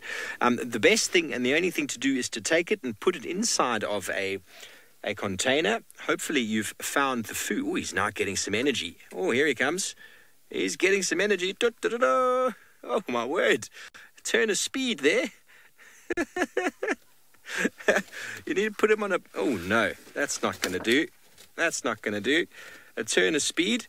You put him on a sort of in a box with food that he likes to eat, and there's a very good chance it'll pupate and then become whatever it is that you're looking for. And generally the cocoon or the pupa is quite different in butterflies and caterpillars, and you can find these things out. But here he goes. He's on this very dirty piece of cardboard, trying to camouflage in. We still got him, Craig. I can't see the monitor anymore. I'll put him back up here. Now we can get him on the track. Here's the sprinting track. Okay, so if we had 2 of them, everyone, we could do a little race now. Called the Caterpillar Olympics. Nope. So they can suddenly put on a turn of speed when they want to. Which I think is quite incredible. Okay, well, I think it's very, very cute. Those false eyes or antenna that are sitting up there. Very cool indeed. Well, it's wonderful to have Pat back from leave and back up in the mire. I'm sure he's enjoying it. And well, he would like to show you not only an elephant, but he's also got the world's largest bird. Well, from something very little to something very huge. We just had quite a funny little sighting. It seems to have just settled down now, but this big elephant you're seeing was harassing these ostriches. So I saw it just out of the corner of my eye. I could see its tail stiffen up. It was still quite a way away from the ostriches. And then it just put its head up and just charged at them. And obviously they moved a little bit, but I mean, they didn't actually scatter. They didn't, disperse. They kind of stood their ground a little bit. And then the elephant just marched through with his head up, trying to look all high and mighty. Trying to show them who the big boy is. That was great. Now, don't worry, Giraffe Girl. I still am on the way to find these giraffes. It's just the only problem is it was a very long drive between where we are now and where they are. So we've still got about another 10, 15 minutes ahead of us until we get down that way. But rest assured, I will go and find them. So it looks like, yeah, this scene has definitely settled down now. The ostriches are going one way and the elephant's going the other way. I wish we had have seen that just a few seconds earlier. It was very entertaining. I think the elephant would have had a pretty hard time trying to make actual contact with an ostrich, though. I think they could move pretty quickly around that big thing.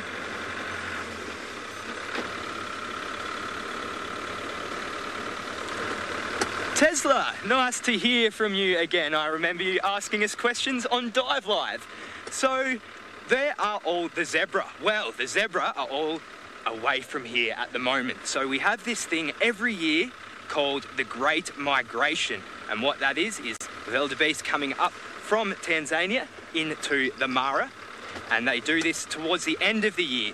So we are in the earliest parts of the year now. So there are a few zebra around. There's definitely not no zebra, but most of them are away for the time being. But they will be back in high numbers later on in the year. Of course, with the wildebeest. Now, this elephant is still up to his tricks. He's now found himself a tree. It looks like he is giving it a bit of a nudge. Having a bit of a scratch now. Oh, that's nice. And on he goes. Very playful. Oh, this one is.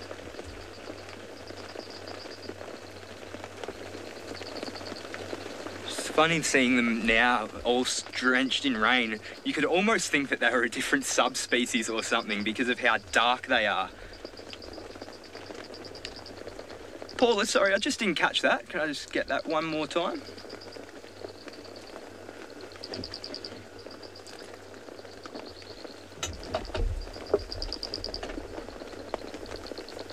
Oh, Paula can't wait for the migration. Neither can I. I really hope I am back here for that this year because I would love to see it. As I said earlier, we did see kind of the remnants of it, but not the full-blown migration because we were there. I was there in November, and that's a little bit after, but there still was quite a few around. But geez, I would love to see that river crossing. That is definitely on my bucket list. You can see a huge herd of valleys up ahead. I think Manu just showed you them on camera. There's been quite a lot around actually. Elephants, the easiest thing to spot out here, they're all over the place. The other thing that's also very easy to spot is a giraffe as well, which is why I'm pretty confident I'm going to find these ones. They sometimes, well, most of the times are as tall as all the trees we see, so they stick out like a broken thumb.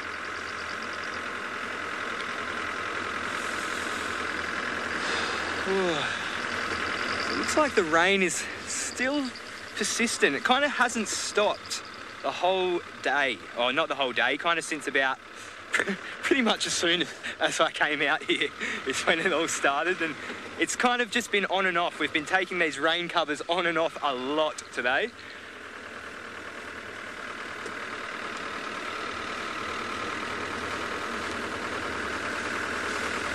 Wow, that is a lot of elephants. 1, 2, 3, 4, 5, 6, 7, 8. Wow, there's about 25 odd elephants here. I'll just stop so I'll just come a little bit closer up. It's actually quite a nice scenery. We've got a little bit of light poking through the clouds there. And all of these elephants.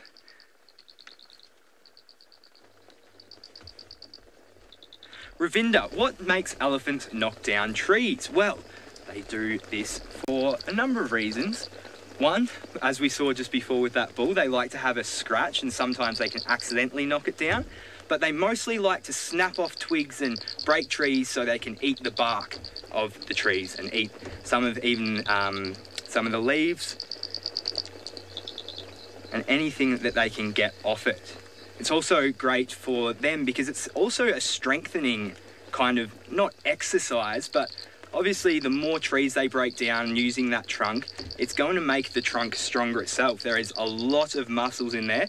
Some will say 40,000, some will say 100,000, but either way there is a huge density of muscles in that trunk, and it also helps to really strengthen that up as well.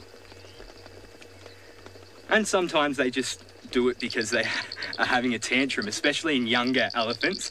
I've seen some just rip a tree out and just throw it because they were in one of their moods that we so often see young elephants in.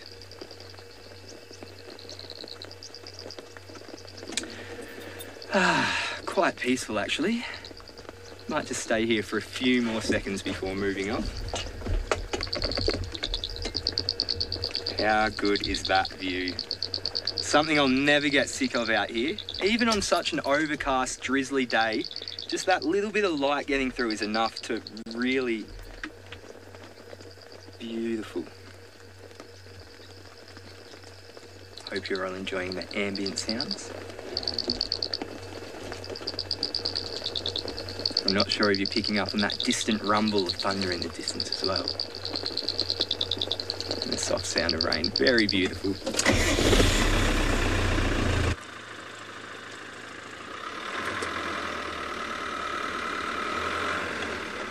This is a very easy place to calm your mind in. Very easy.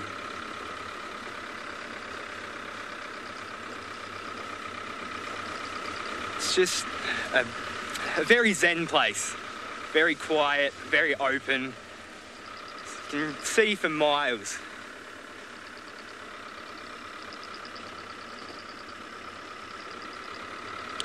So I'm gonna make my way back onto the main road and head back down towards these giraffes. And in the meantime, let's go back to the VOV down in South Africa.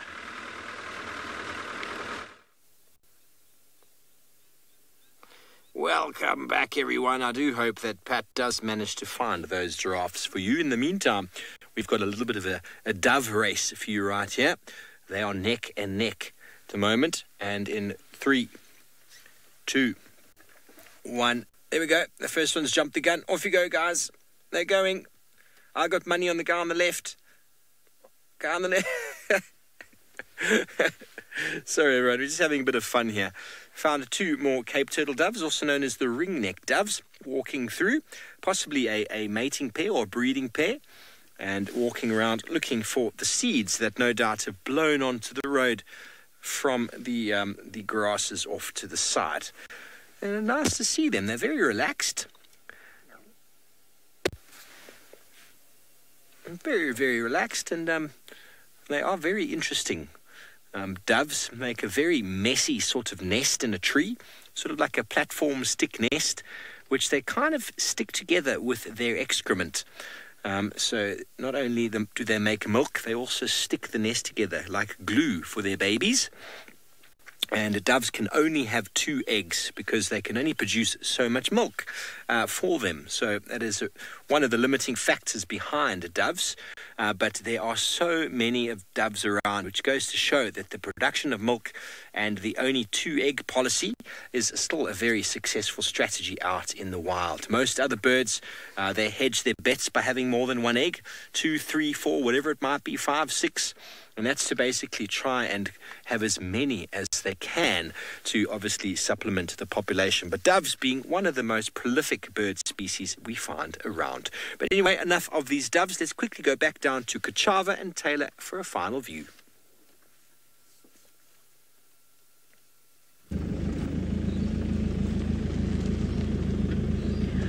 Well, look at this.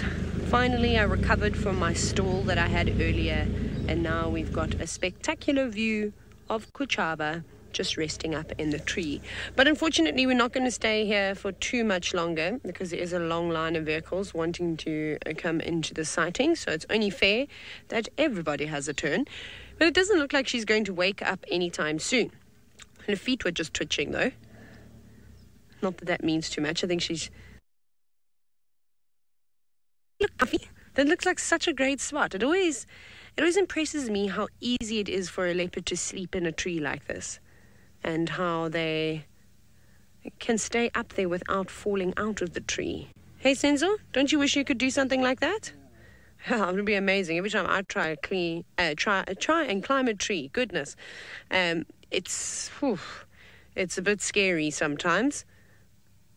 I can't do it as well as a leopard can, although, to be honest, I don't think any of us could. But it's not, like I said, I keep saying it, it's not often that we get to see a cat so clearly up in a tree, especially in green season.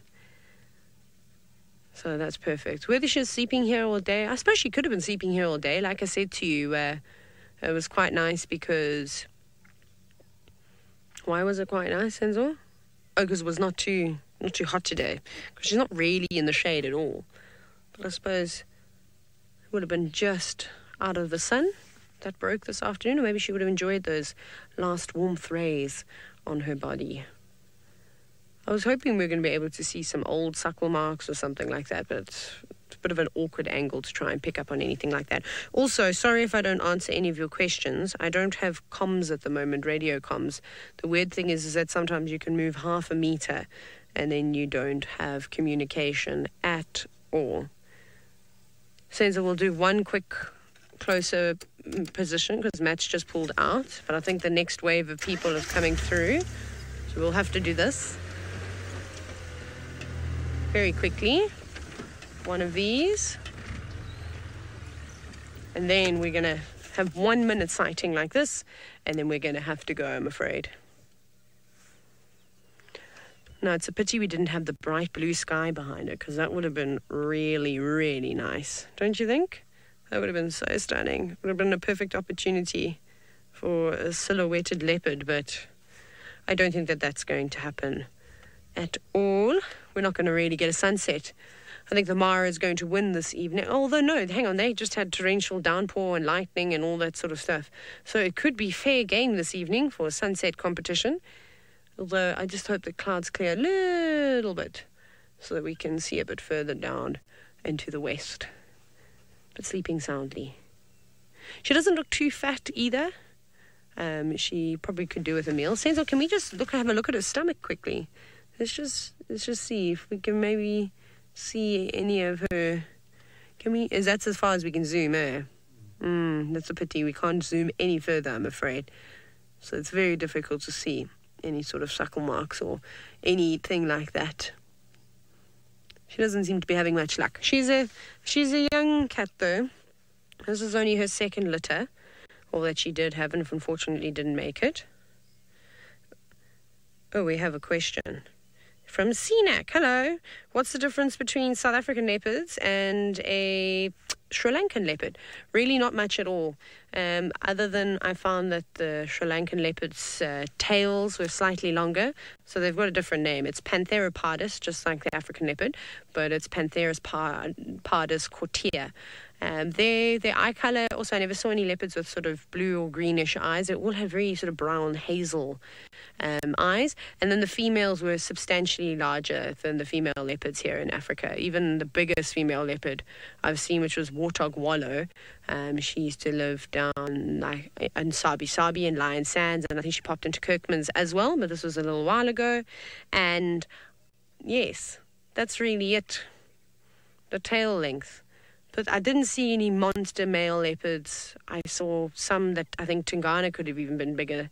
So, no male leopards that look like lionesses, not like a Mbavala or Anderson male. Nothing along those lines. But it was cool. It was really interesting sort of seeing them. They love the rocks. They love the granite boulders, which the leopards love too. If you're in an area where there are lots of granite boulders. Unfortunately, there aren't many granite boulders up here in the northern Sabi Sands. Okay, Senzo, are you ready? We're going to have to go now, unfortunately. We'll go. And I've got one more question I'm going to read quickly from Ellie. It's about black leopards and whether we get them here or not. So I haven't seen melanistic, it's a Land Rover, and you can take it out of 4x4 and then it will try and hop into 4x4 again, or you put it into 4x4 and then it hops out of 4x4. So you all know that. You've seen that 300 times over. So no, I haven't seen any melanistic leopards. I don't think there's been melanistic leopard reports here in the Sabi Sand. Maybe I haven't heard of anything in the Kruger. I did hear of the strawberry leopards, however, in just wave. Hi, everybody. So I did hear of the strawberry leopards in the Timbavati, actually near Hoedspruit, running around somewhere. But I mean, of course, everyone's very excited about this melanistic leopard that was seen in Kenya. But I think they're around. They're definitely there. But that's just one of the things, whether you're lucky enough to see something like that. So yeah, I haven't even come close. I know the area that Tristan was in now in India is one of the places. He'd sent me a message saying they just missed a melanistic leopard by 15 minutes. But I'm not going to tell you more because I'm sure he wants to tell you about that. But that was quite exciting. I was so sad for him because I thought, man, that would be something really, really cool to see. And I mean, no offense, if anybody needs to see a melanistic leopard, it needs to be Tristan, because he's the leopard king. He's also the Tristan king, I suppose. So I'd actually go, Tristan, you deserve to see a melanistic leopard before me. Oh goodness, it seems as though Steve has given up on looking for cats. We're going to give another bash at looking for tlalamba. He's still looking at butterflies. Oh, I've never given up looking for cats. There's just so many little interesting things. And here we've got another butterfly, which I'm trying to identify. And I'm not sure what it is. The closest I can sort of find at the moment, it falls underneath sort of the arrowhead family, but I don't think it is one of them. I wonder, once again, I'm going to call the audience. I'm going to ask the audience opinion. Anybody? Hang on a second. Standing by. Something coming in on the radio.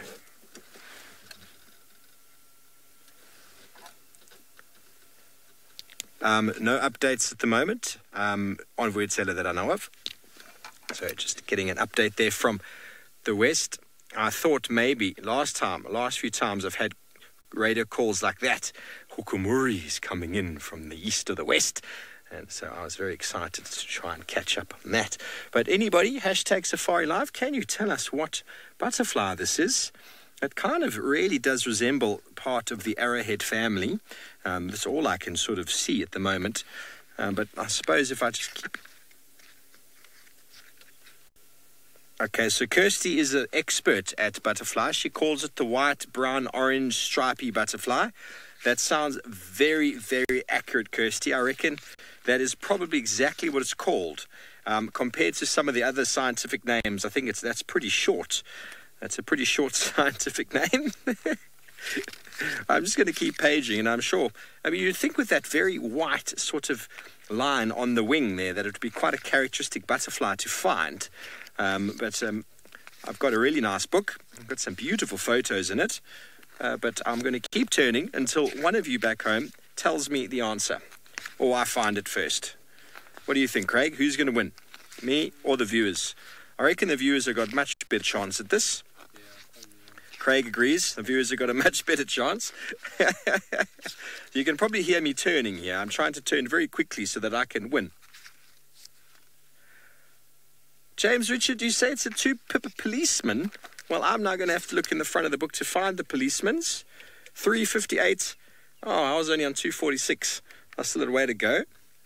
What did I say? 358. So, James Richard, let's have a look and see how well you have identified this. 358. Oh, wow. Well done, sir. It is indeed a two-pip policeman. Fantastic. There he is. Top of the screen. I'm never going to forget that. Look at that guy. Very, very cool indeed. It likes to hang out on hilltops, hillsides, flatlands, and the coast. And all of the sort of flower species that I'm looking at, the only one that the really important larval fruit species is the combretums. So no doubt being in this area, lots and lots of combretums around. And when I say larval fruit, that is where the adult will land, lay their eggs, and the caterpillars, like what we saw before, that very fast little shimmering guy, that is where they'll lay their eggs and then obviously hatching on there. Fantastic. Thank you very much. I would have eventually gotten there, but thank you for helping me out there, James Richard.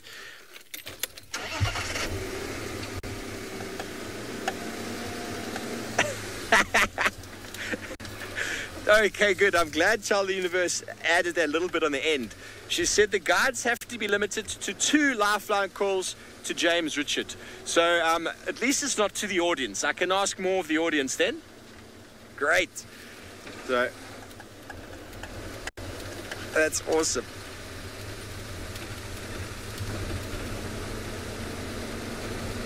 Okay, I need to go and find out what's going on. There is Hukumuri. I think it might be Hukumuri. Hang on a second while I just talk on the radio quickly. Last station, come for Steve.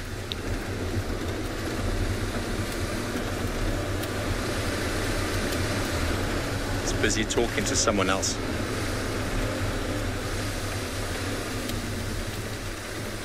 Standing by, can I come to that sighting? Please confirm what you have.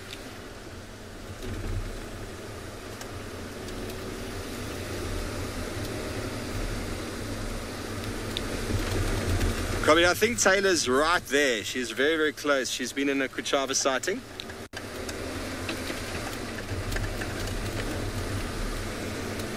Copied. What have you got there, Abel? Okay, well, while we try to figure out what's going on the radio here, let's go back up to the Masai Mara to see if Pat has managed to find and fulfill his promise for Giraffe Girl for some giraffe. And here we are with one of my favourite birds in the world, the grey-crowned crane. And we are seeing them up in a tree right now, which isn't completely uncommon, but we do often encounter them on the ground during daytime. Most of the time, though, in the night, they will come up to rest in a tree. We can see these two right here are doing just that, getting some preening done. And probably looking to settle in for the night, I would say. Try and keep some warmth. Now, I could probably assume that these two are a mating pair. They are a monogamous bird, so they will tend to form lifelong bonds once they have found a mate. And so if you see them in pairs, you can pretty safely assume that. A beautiful bird. They're so odd looking, but in such an awesome way. Everything about them is so cool. And the sad thing is, though, they are pretty endangered. Only 6,000 left, odd, in Africa. So not the most plentiful bird. So to see them in relatively high numbers here in the Mara is a great thing. Probably every second or third drive will almost guarantee you'll see some grey-crowned cranes.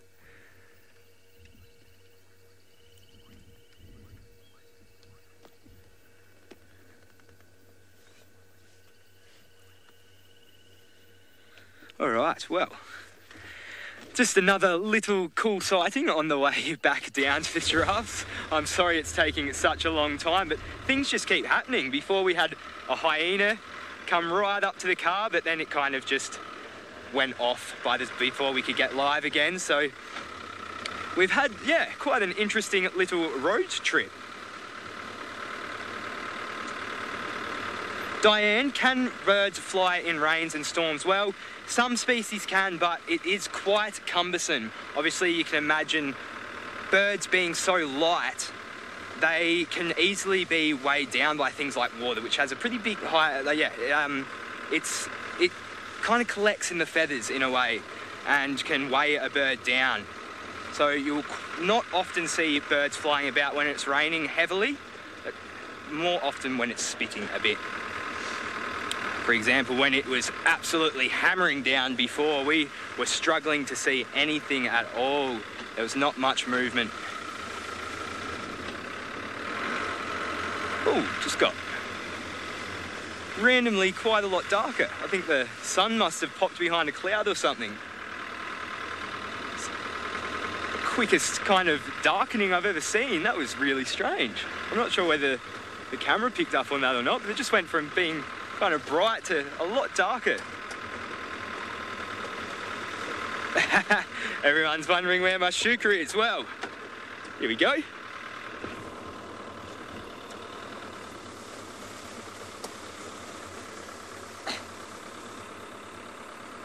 I don't think I've actually worn one live before. Green being my favourite colour. Looking good? Thanks. Thanks, Manu. Manu says I look good. And Manu's approval is all I need. I should actually be wearing a shuka though, shouldn't I? This jacket's it's not really traditional for being out here in the Masai Mara.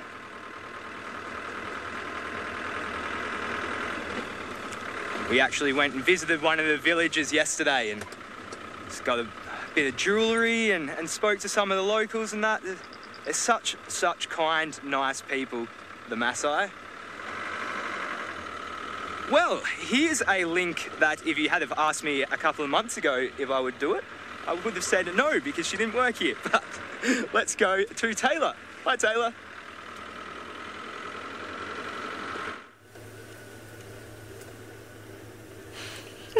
No. Thanks, Pat. That's so random.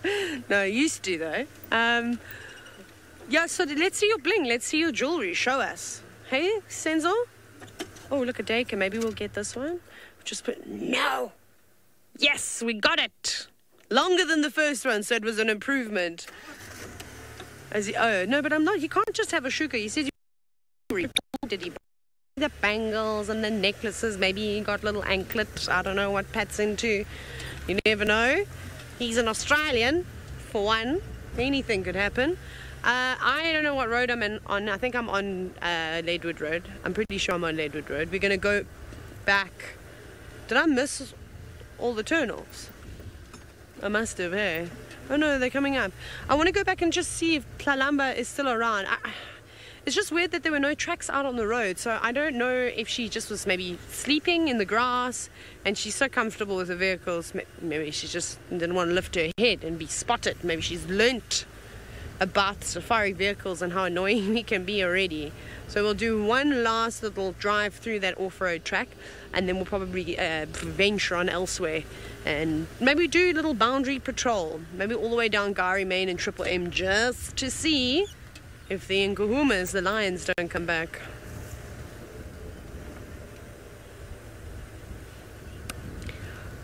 So we have a viewer from Niconico who is asking about what I think the animals must think of us. I think they can't stand us. I think they get really annoyed by us, to be honest. But they just sort of put up with us. Then some of the animals really like to put on a show. Some of the leopards pose intentionally for us. Some of the lions do exactly the same thing. So yeah, it's hard to say. Obviously, I can't communicate with animals, even though I'd really like to. That's like if someone said to me, you can have one superpower, what would it be? It would still be to communicate with animals. Can you imagine? I wouldn't have to do anything. I'd wake up really late and go and drive on late and then just, you know, have an arrangement when it suited me as to when we would see the animals. So that would be the goal. Did you see her? Yeah, Senzo. Senzo, the master tracker, is telling me where must I drive? In here. Yes, boss. Yes, boss. Ah, she's on that. We checked this termite actually when we came through. So how funny is this? We actually checked this termite mound before I went in the road. I was just about to turn on the 2-track. I drove further and we stopped and we stared and we stared and we didn't come off road because there was no tracks going in here. We did, hey? She maybe was sleeping on the other side and we thought, maybe, maybe not. And then there she is. Well done, Senzo. Hi. Yeah, Senzo can swap seats with me already. I would love to do the camera work. It'll be a lot of fun. She looks unimpressed though. Look at that face. It's like someone's just told her that it's Monday tomorrow. And she's got a paper due that she hasn't even started. All university students.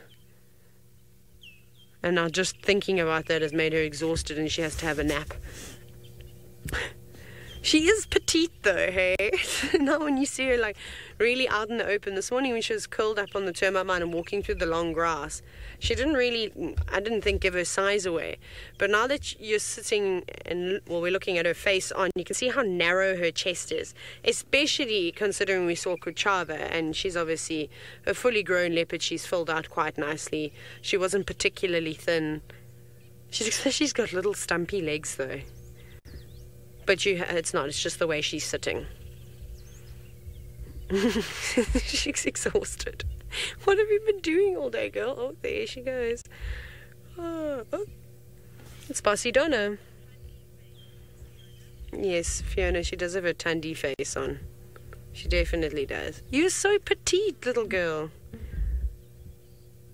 Oh, that's so sweet. Maybe she went off chasing squirrels and birds and her curiosity got the best of her. I mean, that could easily have happened. 100%. There we go. Look at those gorgeous eyes. She's got lovely, lovely light-coloured eyes. It's a very pretty picture. You don't often see too many leopards with eye colour like that. Normally it's sort of a lovely golden colour. When they're young, they're always blue. It's awesome for photography, and then they tend to change. You can hear the woodland kingfisher. Well, there's actually a pair of them calling in the distance. She's not excited by that right now. It's nice to hear that call. Very, very nice indeed. She also looks like she hasn't been grooming herself particularly well. Can you see that? Look how shaggy her coat looks rather than it being nice and slick. But I think right now grooming herself is something that she's not really worrying about. I think her priority lies in finding herself the next small meal. Although she should be capable enough to bring down a small impala or a little deka or steenbok. Yes, Kirsten, I think she's going through that awkward teenage stage where I don't want to brush my hair, I'm not going to shower just once a week, or whatever teenagers do. This seems to be the case though. 2 leopards in one drive. That's fantastic. That's like really, really cool. This is nice though. I know I love seeing Kushaba, but she was very sleepy. And let's be honest, it got super awkward because it stalled. Yeah? What's wrong, Senzo? Why do you want to come to me? Do you want me? Can I pose for my picture? Okay. Right, everybody, it's photo day. Welcome back, Taylor and Tlalamba. Now we need Tristan in the car as well. And Tingana and Tandi Tarab, and then it'll be the TNT show. Can you imagine? That's a mouthful. The Tristan, Taylor, Tandi,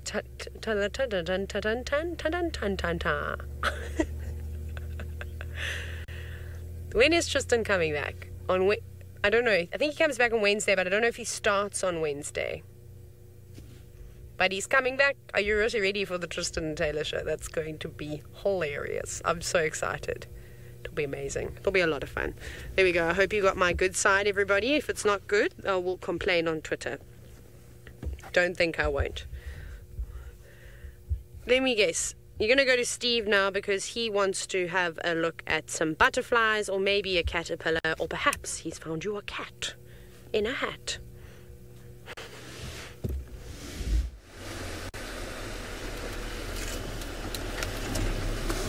There's another butterfly right there. No, I just want to show the viewers anything that's pretty. And, well, seeing as a leopard was found, it makes it quite nice to just bumble. And the birds are around. We've got 2 really nice butterflies that sat around and were in shot for us for ages, which doesn't happen. I try every day to get butterflies, but they just don't sit around. I think it's because it's nice and cool this afternoon. They're like, they're just all, they don't have their solar panel. Well, their solar panels haven't really warmed up, so they're very nice and slow. But what we are going to do, everybody, which I'm sure you're going to be quite excited about, is we're going to turn left over here. We're going to go straight, and we're going to come to a road called Shabamu Road, and right there is a termite mound in the ground. And there's a couple holes in that termite mound, and there's a little family of cuteness living there. Well, they're not all cute. Some of them are big and quite scary looking, but overall there's a lot of cuteness there. So I'm guessing most of you probably know what I'm talking about. Kirsty's excited. She just went, yay, in my ear.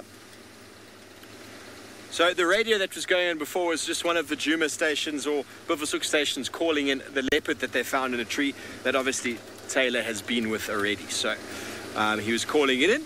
And Taylor was in the area, and obviously she knows the lineup. But when you're on one of the main roads with all of the south stations and all of us, it could get quite confusing. So she's over there. She can deal with whatever's going on. We'll go and see a hole in the ground. How does that sound, everybody?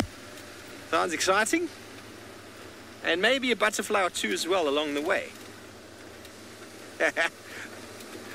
Indeed, indeed. So we're just along our fire break now. In a moment or 2, we'll be popping out at the said road, Shabamu Road. And for those of you who've never heard that word before or don't know what it means, Shabamu is actually a weapon or a rifle, a firearm in local Shangaan, Tsonga. Spelt with a Z, with an X, sorry, X, Shabamu. Just in case you were wondering, what on earth does that word mean? Where it got its name from, I have absolutely no idea. No idea. It's not as easy as Twin Dams Road or Weaver's Nest Road or Wahlberg's Nest Road. They all kind of make a bit of sense, don't they? Ravinda, I'm sorry, I did say the word hukumuri because every now and again we get one of the stations who has the potential to travel Djuma and go into the east. And he came on the radio and he said, is there any station, can they copy me? And 2 times in the past, I've heard the same gentleman call in on the radio just like that, and they go, hello, yes. And he goes, I've got hukumuri crossing in from the west. And then we swarm over to exactly where we are now, and we find hukumuri. So that's why I interrupted my train of thought and my discussion about lifelines with James Richard and whoever else is the lifeline out there. And I interrupted my train of thought there because who knows, could have been hukumuri coming in, but he wanted an update because clearly they can't find any animals wherever they are. So they're trying to see if Vuyatela was able to provide for them, which we do so often. We do so often, but it's 25 seconds. We are going to be turning into the road. This is Shabama Road right here. Just a little bit of a left and a right to the chicane. And we are approaching the hyena den, known okay, everybody, I'll put you out of your misery. It is indeed the Djuma den. And there's lots of elephant smells around here. I wonder if we're going to find anybody at home. Hello. If only they had a wooden door, we could knock. You know, but we don't. There's no wooden door. Ah, there's someone there. It's one of the naughty ones. Oh, and the little ones are out. Yay. Well, I'm excited. It's only been about... Oh, hello. And there is, I think you're Corky, are you? No? You might be June. Are you happy, Craigo? There's someone here. I don't know who this is. Give me a moment to try and identify them. But we've got 2 naughty ones on the top there that are already getting their spots. It's happening so quickly. Just within a matter of a few days, the spots are starting to show. And there's this June. Oh, yes, it is June. She's got a bit of a cramp on her leg. She's been sitting to... Oh, hang on. That's definitely June. She's decided she's going to move her youngsters around a little bit. And yes, they're coming closer because Mum said, it's okay. Go play with the funny-looking people. I do apologise about the pole in the bottom left corner. Okay, well, let me quickly go over to someone who is watching an impala.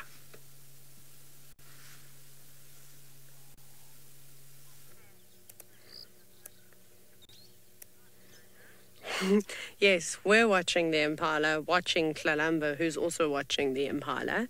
This is such a cool shot, though. Hey, Sens? Wait, you'll see now the big reveal. I'm pretty sure they know that she's there, though, because they were very suspicious about her when she arrived. She came prancing around. I didn't even get to take a picture of her on that termite mound. Can you believe it? But this is really, really awesome. So she's sat down now. She obviously was standing up. She was caught mid-walk. And as the impala moved, she sort of sat down a little bit more. And then she obviously felt comfortable that the impala wouldn't be able to see her if she went right down. Now, this is where I personally think her inexperience is going to show. And I think these kinds of things are very interesting to watch. She's a very young cat. She's still small. Yes, she's probably been catching smaller meals, maybe the odd impala lamb and a steenbok and dake, as we were discussing.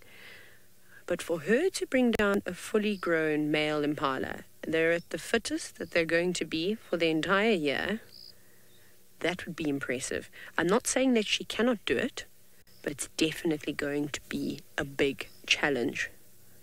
But this is kind of making it look like the impala is not too far away. Realistically, she's about 60 meters, about 60 meters or so away from that impala. So she's still got a lot of ground to cover, but it's only getting better for her. There's a bit of a breeze. The light is starting to fade. And if she's just patient, those impala might be silly enough to hang around here. And maybe she'll go for them.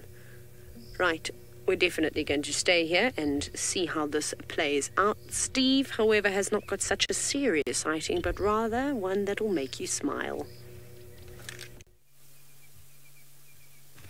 Well, you're just in time, everybody. The little smallest of the lot is getting squashed here by one of Pretty's youngsters, and Mum has also been picking her up and moving her around by the foot. Shame.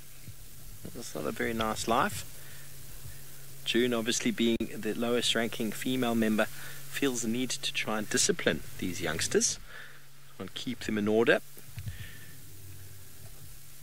And this individual, the two little cutest individuals, and the one of Pretty's youngsters here is the one with the ET and the smiley face on the side.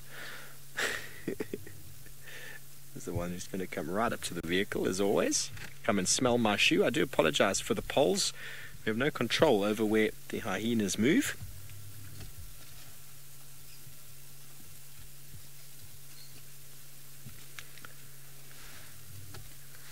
The little youngsters there with June. It's so nice to see the displays happening now. So you're all saying how cute they are. Have you all noticed how quickly those spots are starting to show on the neck and upper body? Oh, June, be nice. Be nice. You've got to be tough to be a hyena, and you've got to start tough with Mum. Look at how small they are compared to her. I mean, she's a decent sized female, I must say that. I really apologise that they're all right at the back here, but I mean, if we do start the car, it's probably going to cause the youngsters to go running inside, and we don't want to do that. June is not going to be too bothered, and little ET here isn't bothered either. Wild, isn't it the best hyena playtime? I don't really know if it's playtime when Mum's involved, but definitely when the other youngsters get involved, it is a really, really fun sort of place to be. And well, we are here just in time. What is the time, Craig? It's about the right sort of time of day, isn't it? Yeah, about 6 o'clock. There's a time of day when normally we get to see these little ones doing their thing. June in attendance with her little fur balls. It's almost as if, because I saw June licking them very vigorously last time, it's almost as if that brown or the dark fur gets licked off of their shoulders for the spots to start showing through.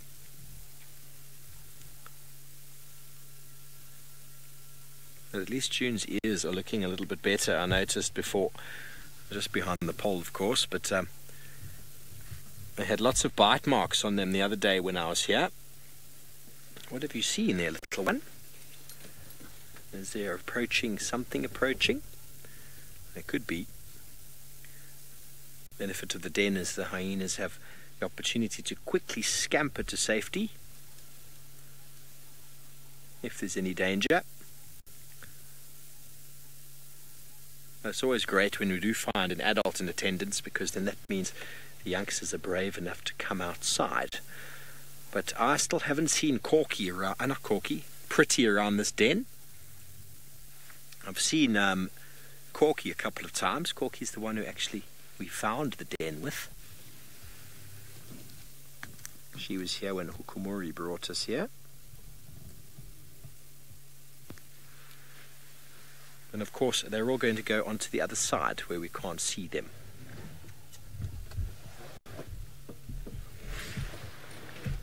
Kick, you want to know how far away from Tlalamba? I haven't heard it on the radio, but where they were this morning, I do apologise about how dirty this old map is here, but we are over here on Shabama Road, there, and they're over here somewhere.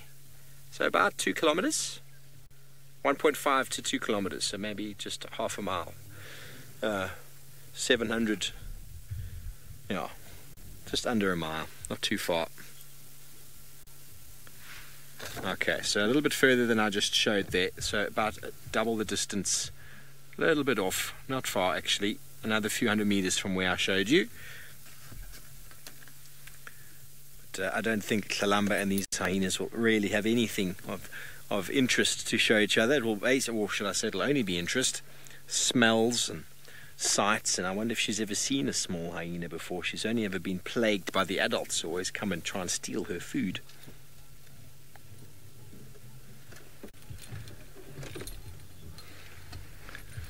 Lauren, I'll answer that for you now. Let me just move back a bit, see if we can get them again. I haven't noticed if there's any particular alarm call that they make, but there's definitely a little squeal that happens, and then off they go. They just take off at the slightest sound of any sort of unnatural noise. If we even move the car or move my foot or do something that's a little bit unnatural for the youngsters, they very quickly turn and run for the den. And then quite often they'll see that mum's still quite sort of relaxed, and then they'll stay. So, but as soon as she disappears, they are very jumpy and they won't go very far. You see how they will go much further away from the den when she's around. Otherwise, they're quite skittish, because they know, or should I say through evolution, those cubs that have strayed too far from a den do not survive, and those that have learned to stay close, it's in their genetic makeup to do so and to remain very close to the den in the first few months. And the youngsters, that one there, the E.T., one of Pretty's youngsters, 5-6 months now, they're a little bit braver, but they don't venture more than 40 meters away from the den. They stay very, very close, because they are still very, very at risk of predation and competition. But right now, all these youngsters have to worry about is mum's jaws. And once again, they've gone to the other side. There's nothing we can do about that, everybody. They are wild animals, bearing in mind, and, well, as much as we can, they show some parlor tricks from time to time, they still do whatever they want to do in their own time. And the June is coming back up on the mound. I'll just move back a very small amount. Okay, well, while we reposition, let's go back to Taylor McCurdy, who I think might be getting better views of Kalamba. So, Kalamba is somewhere back there. Can you still see her, Senzo? So she's either being very clever, or she's realized that she's bitten off a bit more than she can chew. She slunk towards the car, and I wasn't quick enough to do an Insta story. I was too slow. And she's gone round that way. The Impala, they're looking at her. I think the Impala knows that she's here, because they've followed now. We've stayed still. They've looked around that corner. I'm just checking carefully, because the grass is so long here. She just walked quite far off, all the way around the car, and she went down that side. So we'll head in that direction. The Impala's still... Hello? That's a stump. That's the only problem with the long grass. You can't really see what's going on.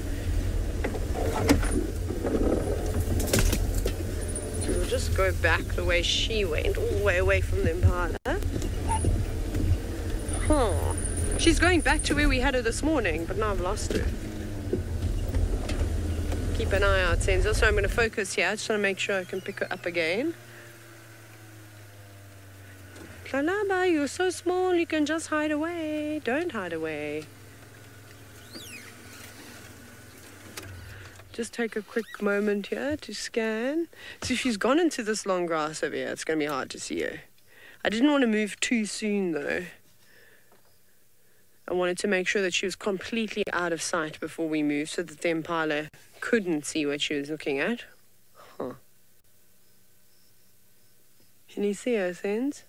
Okay, let's check this termite mound in front. Let's just see if she hasn't just gone back to the first termite mound. There's a real possibility that she just went a bit big.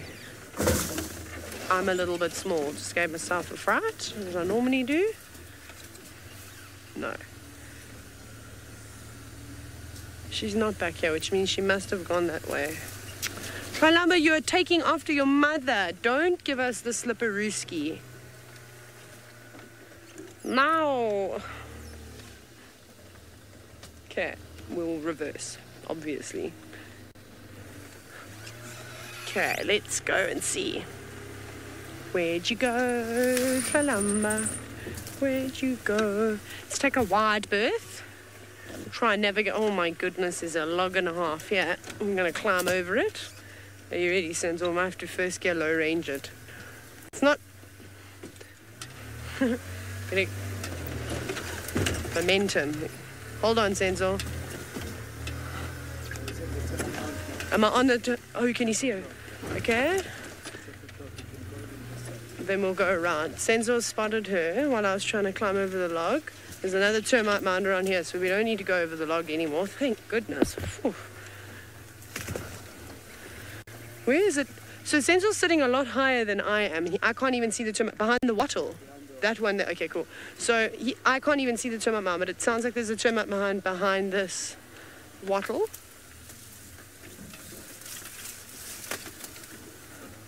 Grumpy old man. Oh, look how cool that. Can you see it through that gap? Okay, look at this. I want to show you something. So there she is, sitting on a little termite mound. You can see how thick it is here. Sorry, grumpy old man. Yes, she definitely did learn her mom's tricks. She covered that distance incredibly fast. But if she's sat up like that, I can't imagine that the impala would still be around. Awesome. Okay, before she moves again, I just wanted to show you, because that's a very cool little gap. I love the natural framings that we get from the trees and branches and termite lines. Yeah. Okay, great. We're going to navigate her towards her. At least we didn't lose her. Well done, Senzel. Eagle eyes. Off we go back to Steve with all the hyena.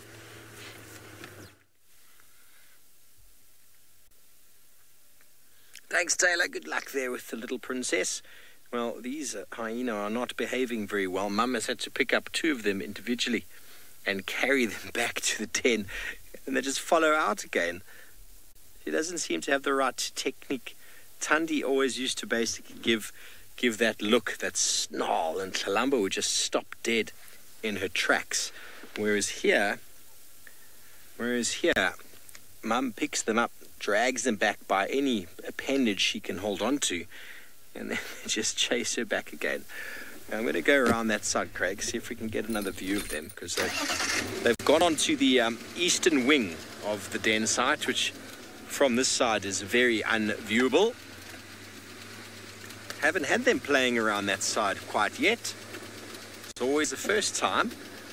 This is their world, their home. They need to learn everything about this place before they venture off out into the big, bad, wide world. Here we go.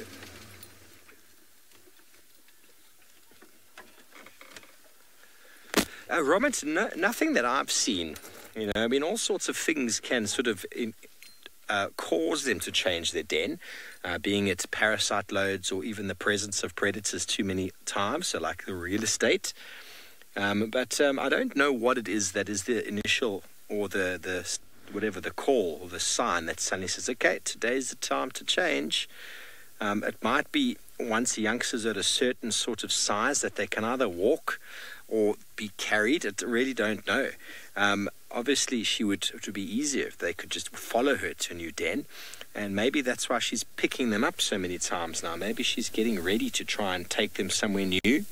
And whether that would be her decision or Corky's, it's very hard to tell. I don't know. I'll be honest and tell you that I put my hands up in the air there and say I'm not sure. But these youngsters are very, very encouraged while Mum's around. And they are definitely veering a lot further away than I've seen them do so. Okay, Mum, there we go. Nudge them back onto the other side where we've come from. Very good. Another one about to come out of the bushes. There we go. Very excited. Very happy to be around when Mum sits, even wagging his tail. We're happy hyenas. Cuteness overload. Oh, just smelling absolutely everything. When we came into the sighting, we came in right there where they're walking now, and I said I could smell strong smells of elephants. And, well, that's probably they're going, ooh, what is this thing? Can we eat it? And, well, if you asked Sydney, Taylor and Holly, they'll all say, yes, you can eat it. The marula fruit's inside, anyway. Here we go. Mum's going to go and see, there's a facial expression. There we go. You're learning. Oopsie. No, it's not listening. Just run behind her again. Ravinda, no, I think they're just called spots, really. The difference in leopard and cheetah is we say leopards have got rosettes and cheetah have got spots, where the spotted hyena is a spotted hyena, also known as a laughing hyena. I don't know, maybe there's a a blotchy hyena or something. You do get the striped hyena and the spotted hyena, so that makes it quite easy to identify the difference. Okay, Craig, it looks like we're going back to the western side. They are definitely making us work for this today. That's all right. We don't mind. We don't mind. I'm giving June a hard time. She's stuck once again with all the parental duties. And I think the youngsters have been suckling because they are running around like they've had a belly full of milk. And they're being very naughty for Mum. And I'm sure she's going to just now put them in the den and then walk off to go in search of some food for herself. Because there's only so much you can do with kids, isn't there, when they start annoying you? Then you just have to put your foot down. There we go. This one's well behaved today without its sibling. Very well behaved. You can see the ET on the side there. Can you see that? Thanks to Michael Fleetwood for helping me with the identification. I will never forget it now. You see ET just on the lower back. And then on this the other side, it's got really weird line spots. This is the naughty one. This is the one that... No, I'm trying to remember. I think it's the other one.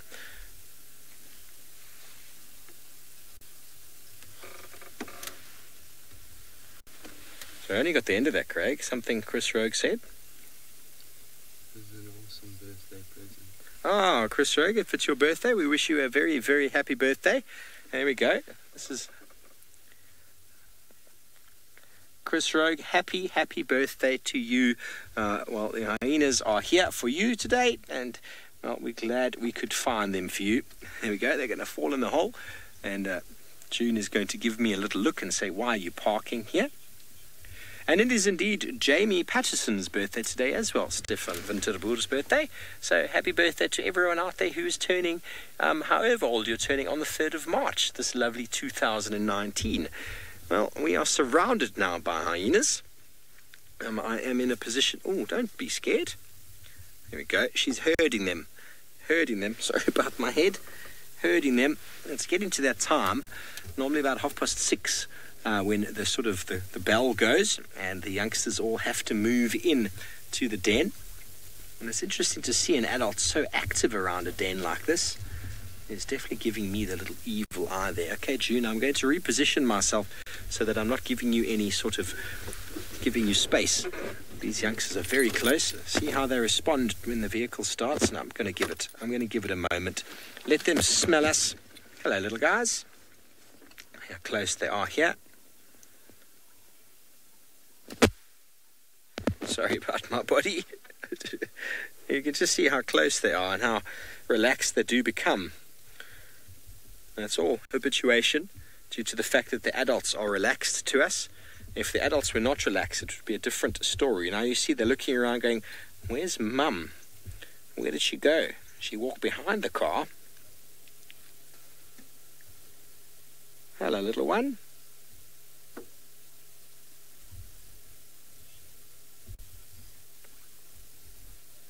Rifa, as far as I'm aware, hyenas are born with teeth, and they're the only mammals I know of that do so. So I think their teeth just keep growing. I don't think hyenas have got milk teeth like other animals. I do stand to be corrected, but as far as I've come to understand of late, that they're born with them, and they grow with them, and they sort of fill out as they get older. So a very interesting strategy, and I think quite unique to hyena.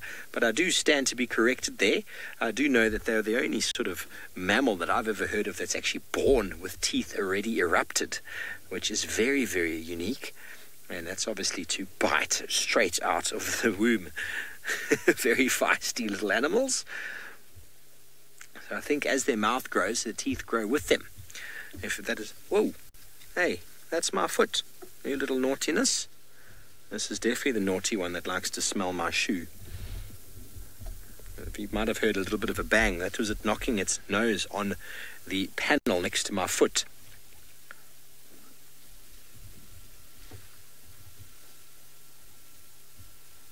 Jamie is going to be very pleased when she comes back that we've got the Juma den here.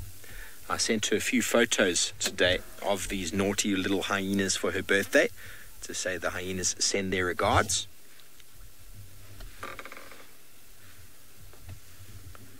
Behind the car you go.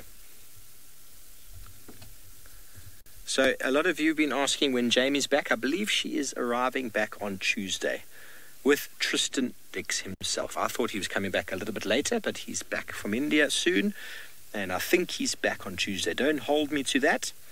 I think that there might be some difficulties in his flight, but I do believe he's coming back on Tuesday. How cute is that?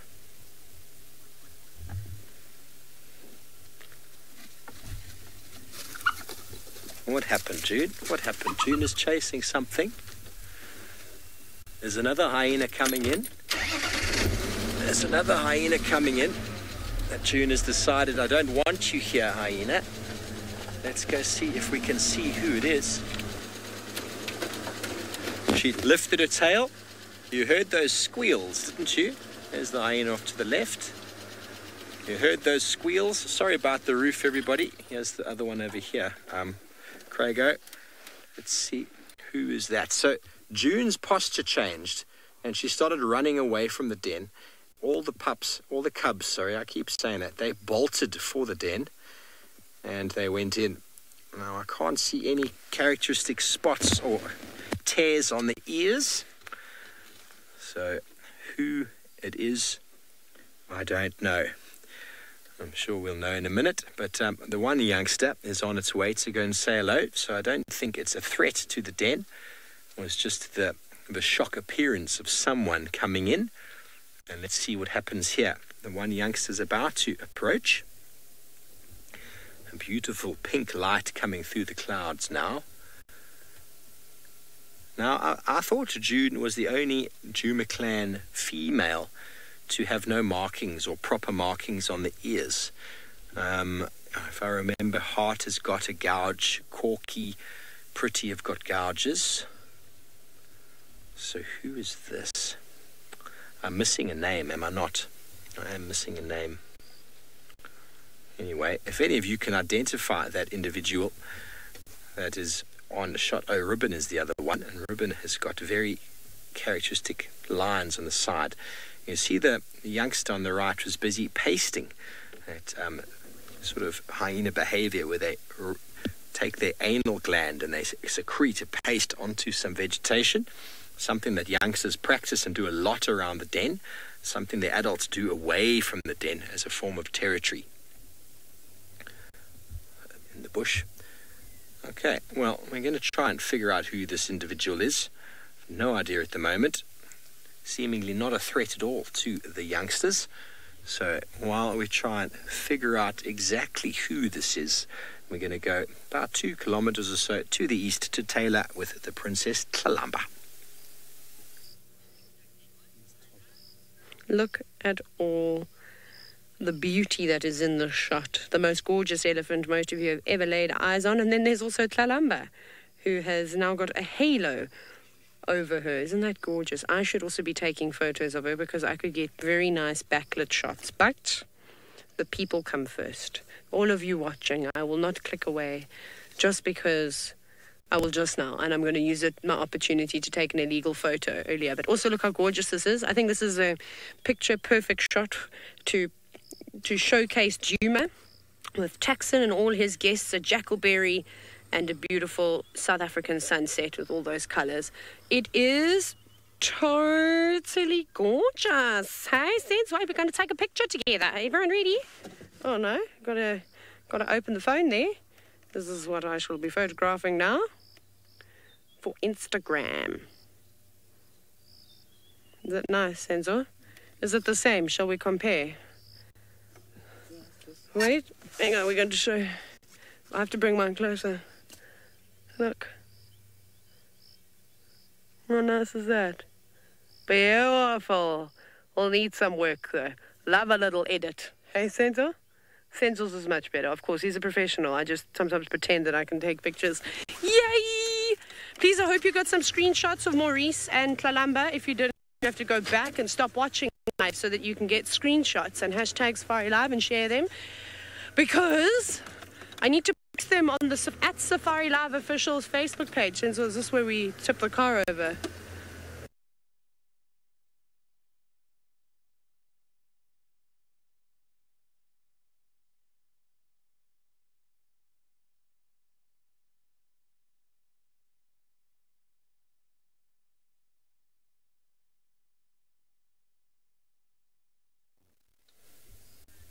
I do apologise about any technical issues there, and if you maybe saw the roof or the sky, it was Craig is busy putting on the infrared light as it is getting to that time of day.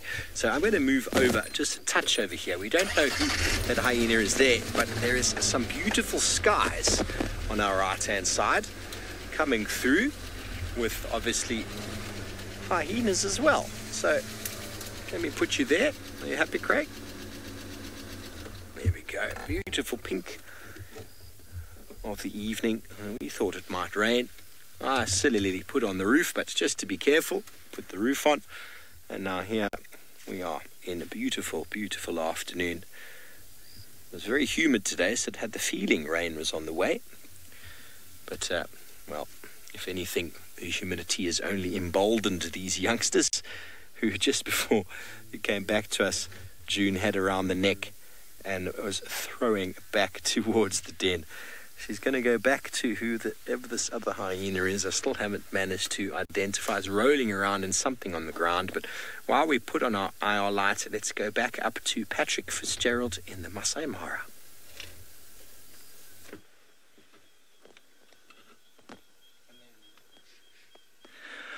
Well, everyone, we have found ourselves a civet here hiding in the bushes. So it was on the path before and it's just jumped off and we can just see its eyes there. Now we are in infrared, which is why everything is looking a little bit black and white now. And sorry, this is a serval, sorry, not a civet, a serval. What a beautiful little cat this is. Still a part of the family, the Felidae. Peering at us very curiously there. Now, we actually had a really great sighting of one of these on foot. It was a training drive with Lauren and James and I, and he just wanted to show us how to act around elephants on foot and everything. And as we were walking back, he stopped to show us a little mound where there was some scat from one of these little cats. And then we heard something rustling in the bushes right next to us, and would you know it? Out jumps one of these. It was absolutely amazing to see on foot, and apparently very rare as well. And now, Giraffe Girl, don't worry, I was on the way. We have found the giraffes. We just had to make a bit of a loop because they were off-road and we couldn't quite see them in range. So, well, obviously we were using infrared, so we just couldn't quite get them. So I've come around and we're just coming up to the trees that they were hiding away in. There was about 10 of them. But of course we had to stop for this cutie. Still staring there.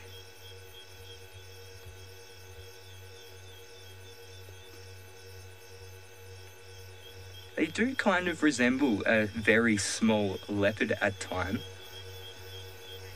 Daniel, they do. They have very large eyes, and there is a reason for this. They are obviously nocturnal animals, so you will see them more often out and about at night time. And this obviously means that they have to be able to see better at night as well. So they have those big eyes, and then also above the eyes, you can see they have massive ears as well. Probably hearing every word I'm saying right now. Very good senses. Very good hunters as well.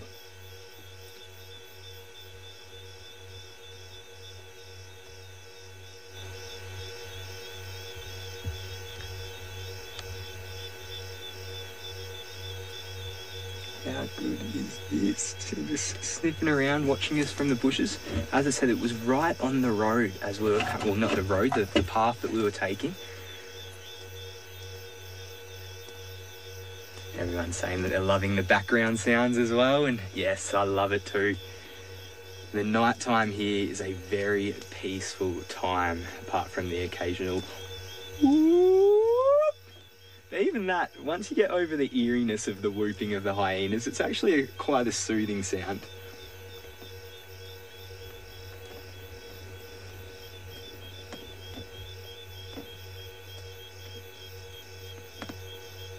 Alright, well, I'm gonna keep on pressing on up the road here. The giraffes shouldn't be too far away. How good was that though? Lucky me. So this has kind of made all the bad luck I've had today kind of turn around. And so if we can get these giraffes before the end of the drive, well, I might go home a bit of a happier man than what I thought so. Oh, now that we had that nice little cat sighting, let's go to Taylor, who has a little bit of a bigger cat.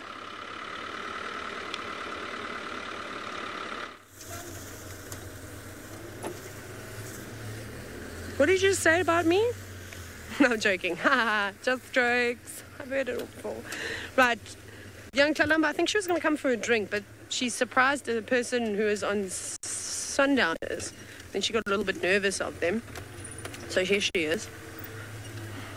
Ah, drink the water. Drink the water so we can all see, please. Cesar, you should be able to see all right, eh? You're going... Or do you want me to go around? Okay.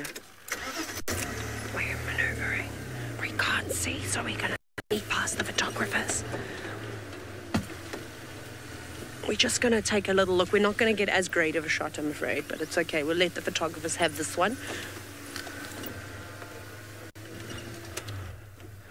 I don't want to terrify her. It's a bit better. Not ideal, but it's okay. Here she is. She's having a drink of water. So now you can see her face is illuminated quite a bit. Senzo, can we go, Kirsten, can we go into colour? Is that okay? Because there is another vehicle here with us and they are using a spotlight. So we might as well, if we can, maybe just stay in colour. Otherwise we're going to get very overexposed. Okay, we're in colour now, everybody. Kirsten's speaking in her nasally voice again, her normal voice. So she's just having a drink and this is pretty epic for the photographers. This is pretty much what they would have wanted. So there are different types of safaris that you can go on, and this is specifically for photographic purposes. So they want big cats, typically. They want all things beautiful. Deborah, you said this is beautiful. Can you listen to the sounds? Listen to the hyena. I'm going to take a photo though. Sorry, guys.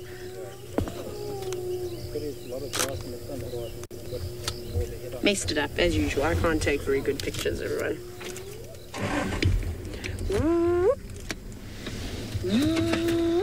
Near this. All the hyenas. That's me. In case you thought it was a real hyena in the car, it wasn't. It was just me. I know I'm known for my animal call. Said no one ever. Okay, I'm going to stop spotting. I'm going to let Fanauti spot. I'm not going to put too much light on her. She's fine though. She's not really hunting. She's just on the move. She's going from point A to B. You know, Senzo, she's now stopped and she's changed direction again. She wants to walk on the animal pathway. Shall we watch her for a bit? Let's see. Off she goes. Now she'll disappear behind the quarry tree, going back to the Mulwati. So she just came out for a little drink of water. So we're going to pop down here. Okay. Perfect. She gone, we gone. Hyenas are not gone, so you can go and have a look at them. And I wonder if those are the ones I just heard calling.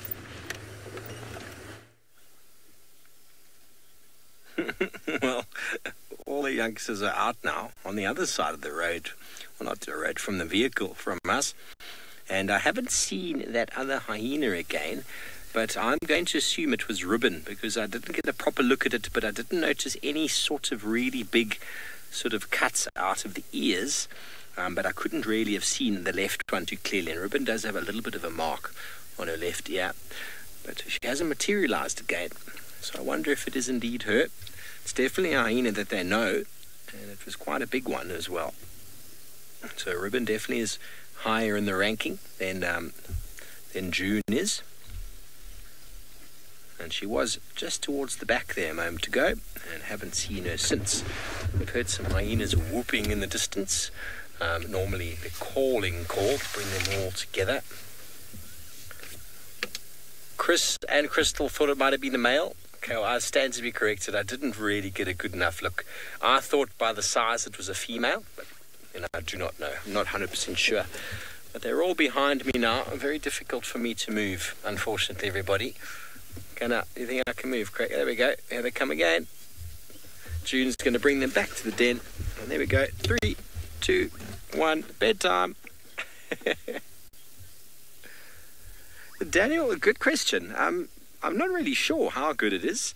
I think it's much better than ours. Hey, this is my foot. You're going to come to my foot again. So I think it's far better than ours, but like other predators, they see in black and white. So I think a lot of it is movement that they detect. They don't really have the necessary ability for depth perception, but I think their eyesight is pretty decent. Obviously, they can see in the dark, which we can't. So I'd say they've got far better eyesight than we do, but they lack the depth perception that colour vision provides. But on a scale of 1 to 10, I really couldn't tell you how great their eyesight is. Their nose and hearing is phenomenal, so you'd think their eyesight is also quite well adapted. It mainly keeps them safe. Eyesight allows them to see and detect lions and all sorts of things that might be trying to sort of hunt them down. But then they will also probably hunt a lot by sound and by smell, but then eyesight is pretty okay. But I don't think it's below average. I think it's probably above average. Okay, well, we are surrounded once again. Where are you going, little one? I don't quite know where to go right now. We're kind of hemmed in here with a bush in front and all the youngsters playing behind us. And unfortunately, it's making for some very awkward camera work from Craig. I do apologize, Craig. I do apologize to all of the viewers back home that we keep getting these poles in the way. We are in the infrared, as you know, and it does reflect back against anything close by, which when there's bushes in the way or a pole or the roof, and it makes it tricky. Hello, Janet. You want to know when these little guys will start eating meat? Not sooner than 8 months, maybe even more than that. But considering that they are the lowest ranking female's offspring, they're going to have to start following her sooner than the likes of Plonk would. So 7, 8, 9 months or so, they'll start venturing away from the den with June to go and feed on carcasses or meat out there. Because if June brings anything back, being a low-ranking female, well, her cubs will be the last ones to eat it. Being the matriarch's offspring, Plonk will have better sort of rights, and if Corky does bring anything back, well, then it's very likely that she'll allow him to eat and no one else will eat. But these dynamics, they can shift, they can change. Who knows what will be happening by the time these youngsters reach 8, 9 months. There might be an entire shift in the hierarchy here. All we can do is sit and watch. I still haven't yet seen any proper sort of hyena interaction of individuals, females coming together and showing the submissive display here in Djuma. We saw a fair bit of it in the Mara, but maybe here, because the clans are so much smaller, a lot of that happens maybe less frequently. Maybe up in the Mara there's so many more individuals, it has to happen more frequently. I don't know. But for now, and there we go. The two of them are right there by the hole. Get another view of them before I think they're about to go down for the night. It is getting past their bedtime. Nope. Straight back out again. They're just too cute, aren't they? This is the latest I think I've been at the den site with them out.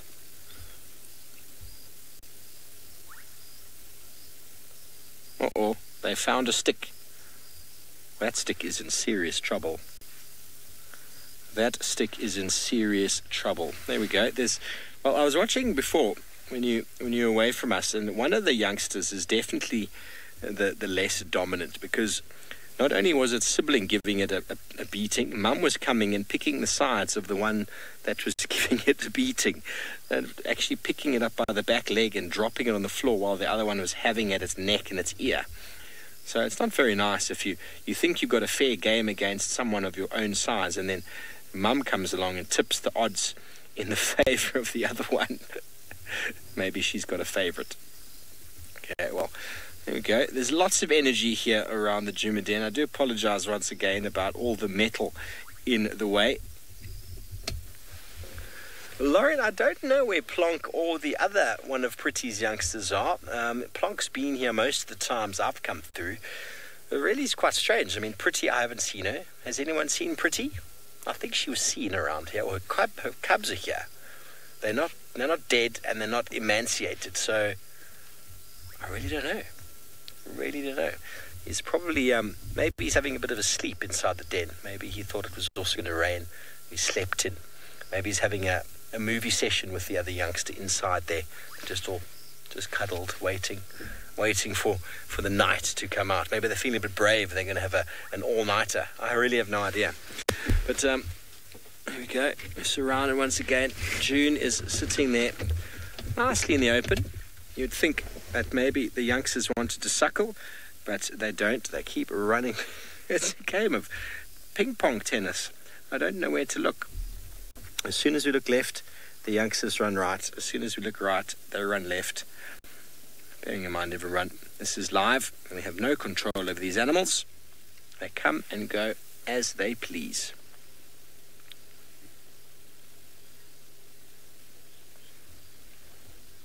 Okay, well, it's probably going to be time for these ones to go to bed and for June to go out on her nightly forage. But while we see what happens, let's go back over to Taylor. I believe she's left lumber. Let's go see what her plans are. Wonderful. It sounds like you've had a fantastic afternoon watching those hyena. I have to still go and visit them. I haven't even been there yet. Perhaps I shall go there tomorrow. Yes, that is exactly what I'll be doing. Ooh, that's a bit wet there. Didn't know, we just drove through a puddle until I heard it. So I'm driving very slowly because I'm determined to find a chameleon. As I don't know, Kirsten, has anybody seen a chameleon this year? Because I feel like this time last year we were seeing loads. They were everywhere. Well, I think I came back in the beginning of March. Oh, of course. Oh, how could I forget? Of course, if anyone was going to see a chameleon, it was going to be Madam Queen of Africa, Jamie Patterson, whose birthday it is today. Yeah. If you have not wished Jamie Patterson a happy birthday, I can't talk to any of you ever again in my life. So you're all going to have to go and wish her now and spam her. Nope. Nope, nope, nope, nope, nope. Years ago, Kirsten, on a morning safari, and I only did this because I was new and inexperienced and I panicked and I thought I used to have to listen to Kirsten all the time. I thought she was the boss. I realized since then. And Kirsten said, do you have to sing a song for Steph and Jamie? Because it's also Steph's birthday. And then I did a rap. Do you guys remember that? I think I shared it on Facebook today. I can't. I already wish Jamie a happy birthday. I just shared the same video from last year and then she can listen to it again. She can listen to me rapping terribly. I'm not singing. I'm too old for that now. I'm in my late 30s. I have to be an adult now. What? Say that again, please, Kirsten? I didn't hear you. You were cackling. She was laughing at me. I don't understand her. What did you say, Kirsten? Kirsten says, oh, it's so funny. She says this like it's a threat to me. She says, I'll stay with you for the next 8 minutes until I sing. Girl, bring it! Silent Sally over here is not saying a word.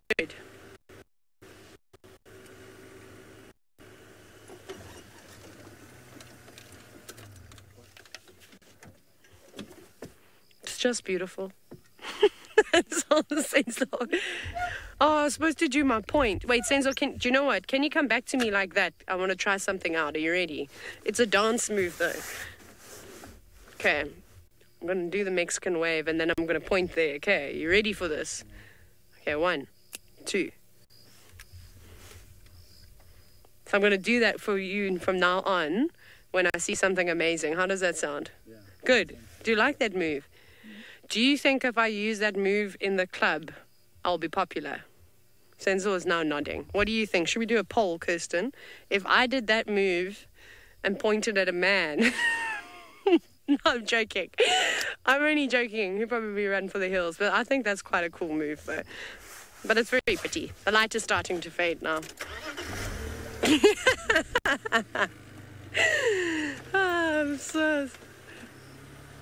Do you think so? I could bring the old moves. How do you even do the sprinkler? I don't know. Sensor, how do you do the sprinkler? I can't do the sprinkler, that's for sure. Old school moves. Right, what I was doing something. I had a spotlight in my hand and I was not twirling my hair. I was looking for a chameleon. Kirsten, I can't sing anymore. I'm not who I used to be anymore. I've grown. I'm an adult now. But when you spell adult the way you say it, you spell it C-H-I-L-D though.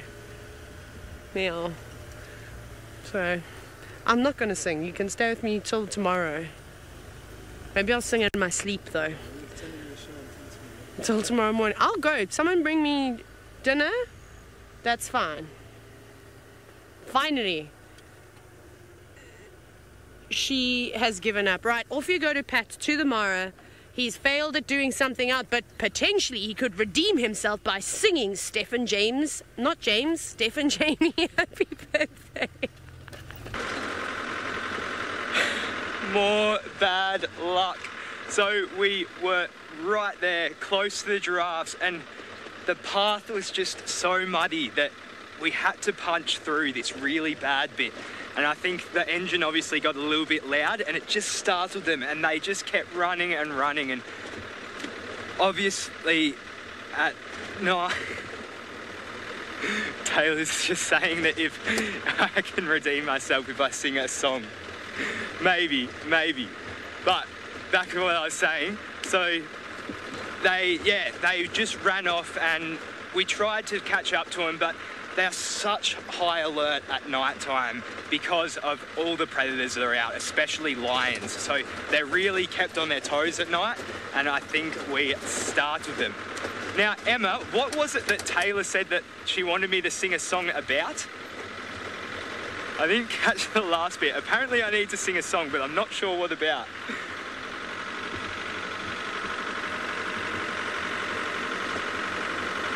Jamie and Seb. Steph. Yeah. A song about Jamie and Steph. Oh, it's their birthday. Oh. Happy birthday to you. Happy birthday to you. Happy birthday, dear Jamie and Steph. Happy birthday to you. As you can see, I'm a well-trained singer with immense vocal range. I hope that redeems the lack of giraffes. Oh wait, well I forgot something. Hip hip hooray! Hip hip hooray! Hip hip hooray!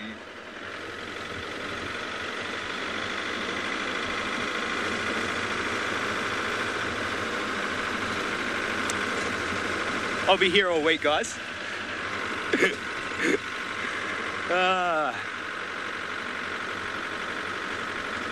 All right, Taylor, well, I held up my end of the bargain. Now I think it's time that you do a little bit of singing yourself as well.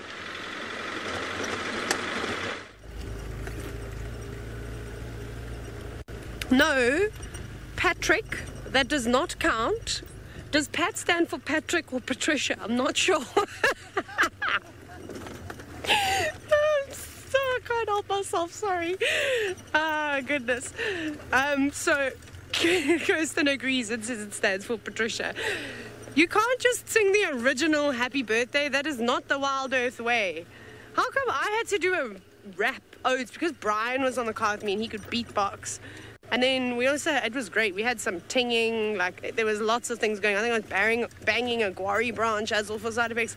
I can't, I'm uninspired. Senzo can sing. Senzo, do you want to sing happy birthday? Senzo says he's too... Stop, why are you using my excuse? Get your own. Senzo says he's too old. I'm too old. You can go. Senzo, go. Sing a unique version of happy birthday.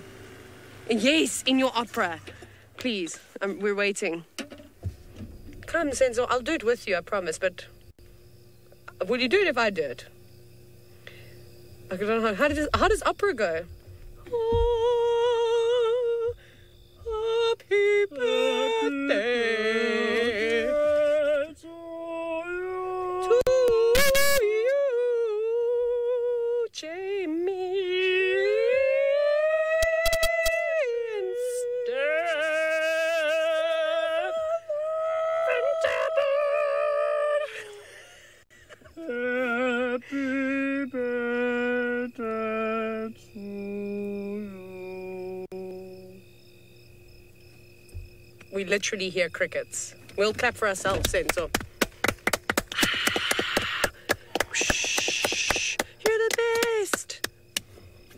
I don't know where those people came from, but anyways, that is how you're supposed to be singing happy birthday. That's how you're supposed to be singing happy birthday. That is not how you're supposed to speak English, though. That's for sure. Senzo can sing really well. You all know that I can't sing, and I just do it because I annoy people. And when people tell me, she shouldn't sing, you can't sing very well, then I'm going to sing even more. People must tell me I can't do things. Yeah? Yeah, no, I'm not surprised that there was no mention of me there. Well done, Senzo. That was superb. I don't know what you're doing here. Filming. I think you should be doing all sorts of other things. Oh, goodness, it's almost the end of the show now. Oof. I feel like they cut it short just because of my little skit there. They were like, well, I'm going to get these two off camera. Anyways, it was lots of fun. It was nice to have two leopards. Good to see Kuchava again, and that she's alive and doing well. Of course, always lovely to see the little princess Klalamba. The hyenas bouncing about as they normally are. Steve talking about butterflies and their mating. And Patricia back in the Mara. And he's got a new outfit.